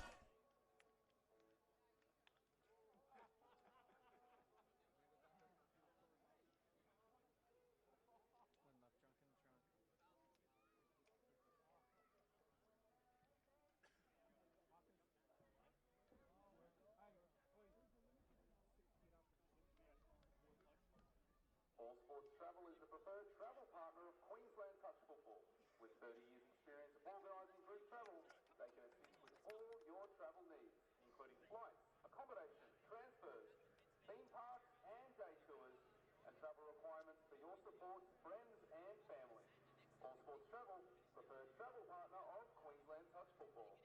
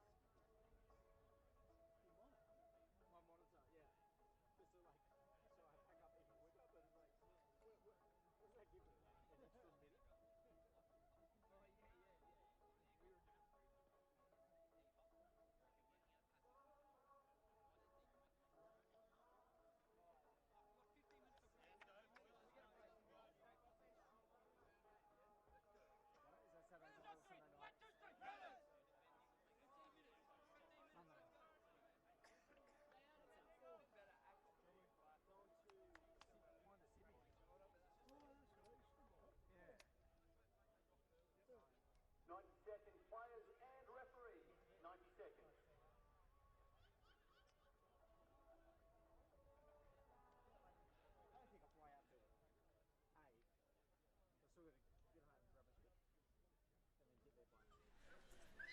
We are back out here on field one. Absolute cracker on our hands. Redlands with the slight advantage over Gold Coast. 1-0 is the score. John, that was a cracking first half, and there's more to come here in the second. We still got 15 minutes more. Great touch to come. We got Gold Coast on the tap off here, and Redlands with the D. I think we'll be setting up here. Who we got out there? We got Uncle Pete out there, so we'll be looking for him, I reckon. We'll get us forward, and then they'll be setting up to make a play for him. Here we go, Tristan Wag in the middle. Gold Coast are ready to go. Halsey, Wayno, great work. And then you've got a great defensive line in the Redlands over there. Hey, mate, you've been out on the grounds today. It's good to see the State Cup back up and running, mate. What's your thoughts? Well, I think it's awesome. First of all, greatest state in the land, Queensland, and that's why we're here. The first great Queensland State Cup for a long time, and it's awesome that they've made this happen. It's for everyone, everyone on the Queensland of the state, so it's cool. That's amazing. Yeah, and all abilities as well. Back on the cards out Yes. here. There's going to be some live stream Mate. games tomorrow, which is fantastic. And they get into it as Yeah, well. they do, They'll mate. know that they're on TV. Mate. I reckon we might see a few Mate. sharp haircuts tomorrow. And I think we will with Grant Clancy running their program for those kids, making them believe in what they are and who they are. So it's amazing. He's done really well for them. it's going to be fantastic. So tune in for them. But we revert back here to the men's Premier Division. Gold Coast straight on the attack from the halftime. Norman goes long, and there it is. Wow. Great work. Norm gets in there. And he does a great pass. Set it off. Tyler Love their ball. Great work in there, Gold Coast. Here we go. One up, one each. Perfect start there for Gold Coast. Can Redlands respond? There we go. And Redlands pumping out the ball off their half on the tap. We've got the Russell boys in there. Good work, Betty. The brothers in the middle. Hoffy in there. He's gone in from Link. Oh, great D from Tristan Wag there. It just looked like Corey was losing his footing coming into the line. He rolls the ball again here, though. Brad just floats one over the top. And Moffat plucks it. Oh, we've got an injury there for Moffat. He's on the ground. Referee's going to back up and play this. Doesn't look too good. He hasn't moved a whole lot down there. We just see the replay. Oh, no. Here we go. Everyone's back to their feet, which is good signs. Yeah.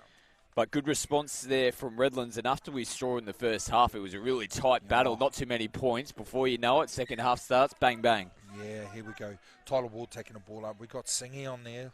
Watch out for our mate Singh. He's still playing really good footy. Great footy. He's a great player. I recommend him for all games. Yep. Successful mixed open campaign at the World Cup for Australia this year as they try to get on the outside. Fifth touch. Good call from the ref there. He's right on the point there. Good call. Who we got? We got Freshwater out there. Good rate. Good call out there, Freshwater. Here we go. Oh, unlucky boys. Here we go. Working hard. Straight back onto the football they go. And there we go. Redlands coming out of their half here. Driving hard. Great D from Gold Coast. We're pushing up. Oh, Drew Price. Great drive. Oh, here we go. And Pride straight Pride's into the through. in goal. He's directing, trying to find support, and does. Mate. Pridey. Off the back of that, we got Drew Price with a great drive there. Great drive through the middle to set up there. Here we go. Oh, Pridey in there. Nice. Too many numbers. Too many numbers there for Redlands. Yeah, Great probably- work, boys. We had another option out the back, Drew Price, sniffing around as well. Yeah. He just seemed to have an absolute acre of time there, Pride. And he was still directing traffic with football in hand, telling everyone where he wanted them to go. Oh, yeah, he did really well there. He was patient, took his time. He didn't push it. Here we go. Gold Coast down in here, in their red zone. Coming into red line there. Pete's the director. Gets into half, picks up and goes short to Hall. Hall gets on the outside of home. Oh, he got him. Very casually take it through there, Halsey. Good work. So again, good work from the coast, just to keep themselves within striking distance. Yes, here we go. We've got 2-3 now. Oh, we've got the replay. Norm, great work. Great work from Jake Halsey there. He's come through the channels and the programs through Gold Coast Touch. He's done really well for himself. He's got Trent Tasman for the youth. Yes. 20 men's been called in that side, so he should be very proud of himself. Shows his versatility as well. We saw him play in the premiership this year on the wing. And it's probably something for all the young kids out there that might find. It was always the stigma if you're on the wing, it wasn't the position you wanted to play. But now the wingers are pretty much the first players that get picked, aren't they? Yeah, they are, because they if you don't have them, then your team can't defend, can they? It's all about them. They're our finishers, they're our picker-uppers and stuff. So they've done really well. Yeah, and that just shows, as you can see, Jacob Hall's playing in the link tonight. Premiership Tyler winger for the Ward in there with Titans. the ball. Nice ball, Tyler. Oh. Touch has been made. Still look like they're having a bit of a chat out there. Brad's got the call. He's got the right call there. He understood that. Good call from the refs there, Brad, in there. So Brad Russell comes down and struggling to get forward. Beaton straightens them up a little bit now as changes come on. Again, Little bit. Adam Russell just picks up and goes from half. It's pretty much the only play they could have done on that occasion. They were just really struggling to get forward. Yeah, I totally agree. Gold Coast had that shut down from the midfield there. They've done really well. Tristan Wag. Michael Singh taking it forward, doing what he does best, works hard. Halsey. Jacob Halsey, nice. Tyler Love there. Hall gets it back to Love. Love goes short to Curtis. Curtis gets it out underneath. We've got the sideline. Freshwater. All He's clear. given it a try. There you go. Jordan Watts finishing it off. Wow, Just Wattsy. threaded the needle. It was absolute perfect finish there as the replay comes up. 32 long. Jesse Curtis with the nice play in there. The wingers should have probably pushed up a little bit harder just to stop that try. Jesse Curtis with the great ball there to our wingers. Yeah, Wattsy. Beaton just getting caught a little bit in field on that occasion. Took advantage of that and back locked up. So it's a good response here from the Gold Coast. They went down 3-1, start this second half, and they've locked it back up. They've gone back-to-back tries. Here we go, Russell.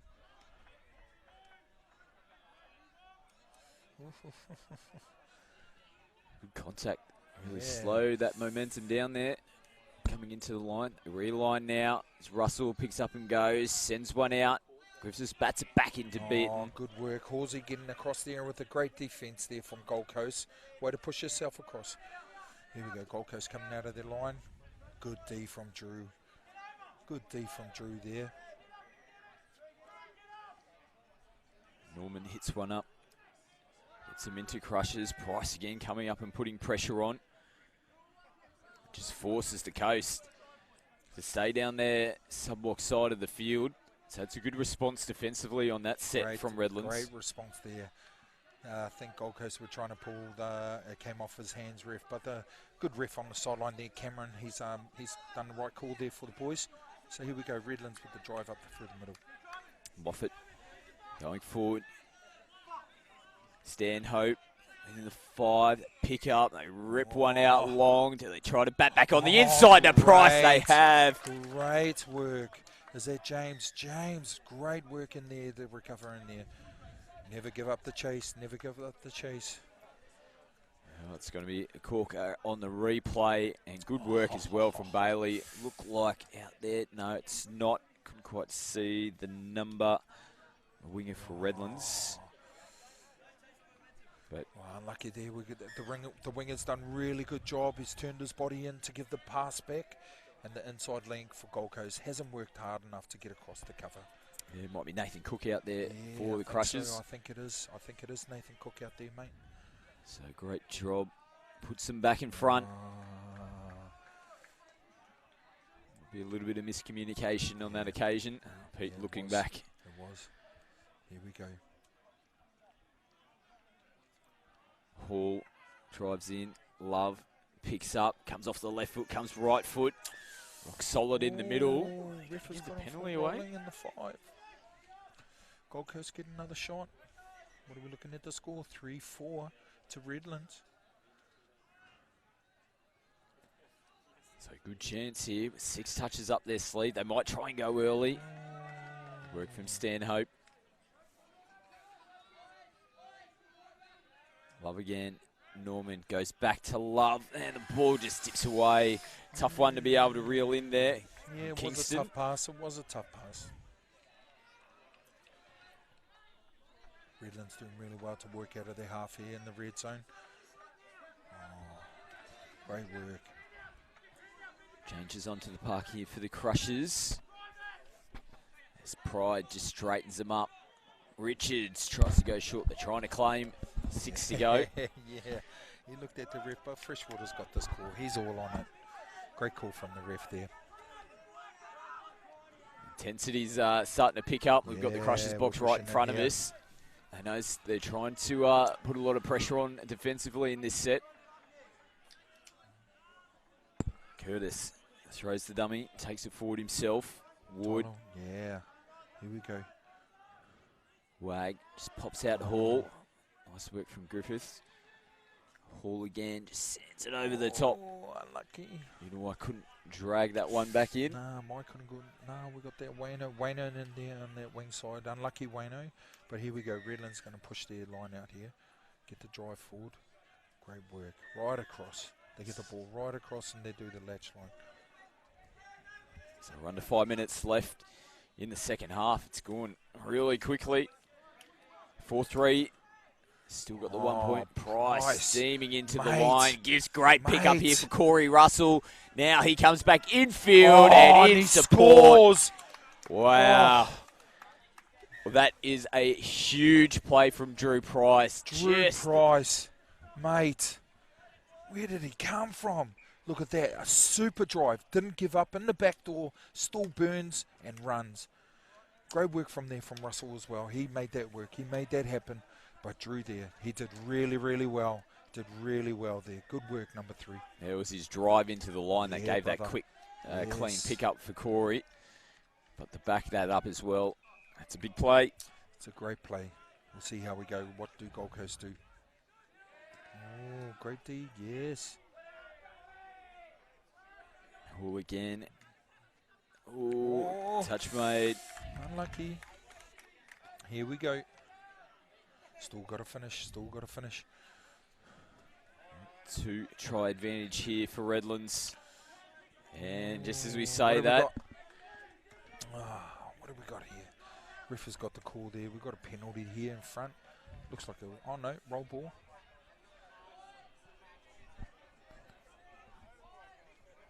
Lamberg. Here we go. We're pushing in the try. Oh, nice. Unlucky. Just hold it in the middle. Lamberg takes the touch. Hall wraps around the back. Comes back infield and they dive under. They're going to give this one. Yes. We've got Tuffy there. He's a great ball player. He's more of a 5-metre specialist and he's done it really well. He gets real low with the dive. I think he's done really good here. Staying alive here. The guys push right across. Maybe Hoffman need to push in a bit tighter in that middle. Unlucky. Unlucky for the boys. Reduces the margin back down to 1. 2.5 to go here on the clock. Redlands still got to play positive here. Game's not over yet. Here we go. Russell shows and goes. Pete, Norman. Pete had that covered. Here we go. Here we go. The sub box is getting really loud now. Here we go. Everyone's intense and they're working hard. Ward comes across field. Just takes a little bit of sting out. Norman now straightens up. It's on the halfway line. Ward floats one across the face. Lucky. That was a lucky call there. Wags throws a nice ball to Singh. Go. Watts goes in the corner. Oh. A good cover. They try to flick it back on the inside. Not played out from Redlands. Unlucky for Geordie there. He needed to maybe pin his ears back and not concentrate on what was going on around him. His Pride rolls forward again. These are good meters coming out of their end. Redlands, yes. Drew Price again. Corey goes short to Drew. He's Price, put it down on the wrong line. Oh, wrong line. Mate, these boys on the wrong line. Yeah, it's caught a few out, unfortunately, today. Oh, no. There might be a couple of extra markings out there. Yeah, okay. Unlucky. So they still finish right down the other end of the field, which is probably the next best meters, result. Yeah, it's the best result. 65 metres down there, they got to work it out. Just trying to get down the outside. There might have been some players called offside there for Redlands. Nice pick up from Love from half. They tried the bat on play. Ooh, just spills out of the hands there of Unawai. Unlucky. My there, he's always got some great hands on the wing there. He's done really well to try and pull that in. It was a hard pass, but you know, these are the games you play for, brother. Good work, though. Taking some seconds off the clock here. The experience there of Corey Russell. 30 seconds left to go. Yeah, 30 seconds. They Still got to try and finish the set down the other end, though. It's not over. We've seen bigger things happen here, brother. Yeah, Brad Russell, he's showing a bit of experience on his Yeah, young he's shoulders killer. as well. Oh, he's got him on an offside position. Wow. Oh, who we got? Oh, Brad in there. The ref's made the good call. He's called on the call. It's not over, boys. Here we go. Be calm. Finish the game. They take the touch. The hooter goes in the background, and Bradley throws it down towards the in-goal area. And what a match we have to What a finish great day game. one. Great way. Great way to Redlands. finish a day. State Cup. Yeah, Redlands take the chocolates with a tough-fought victory over the Gold Coast 5-4. Yeah, Great mate. first day, mate. Great work. Thanks, brother. No Thanks worries, buddy. So Awesome. stay tuned. That brings the first day to a conclusion, where there's plenty more action coming your way tomorrow, starting out here at 9:20. So women's premier action will be out on field 1. It's Yuki Rebels and Caboolture. It's going to be a cracker. But until tomorrow, it is a good night from Coomera.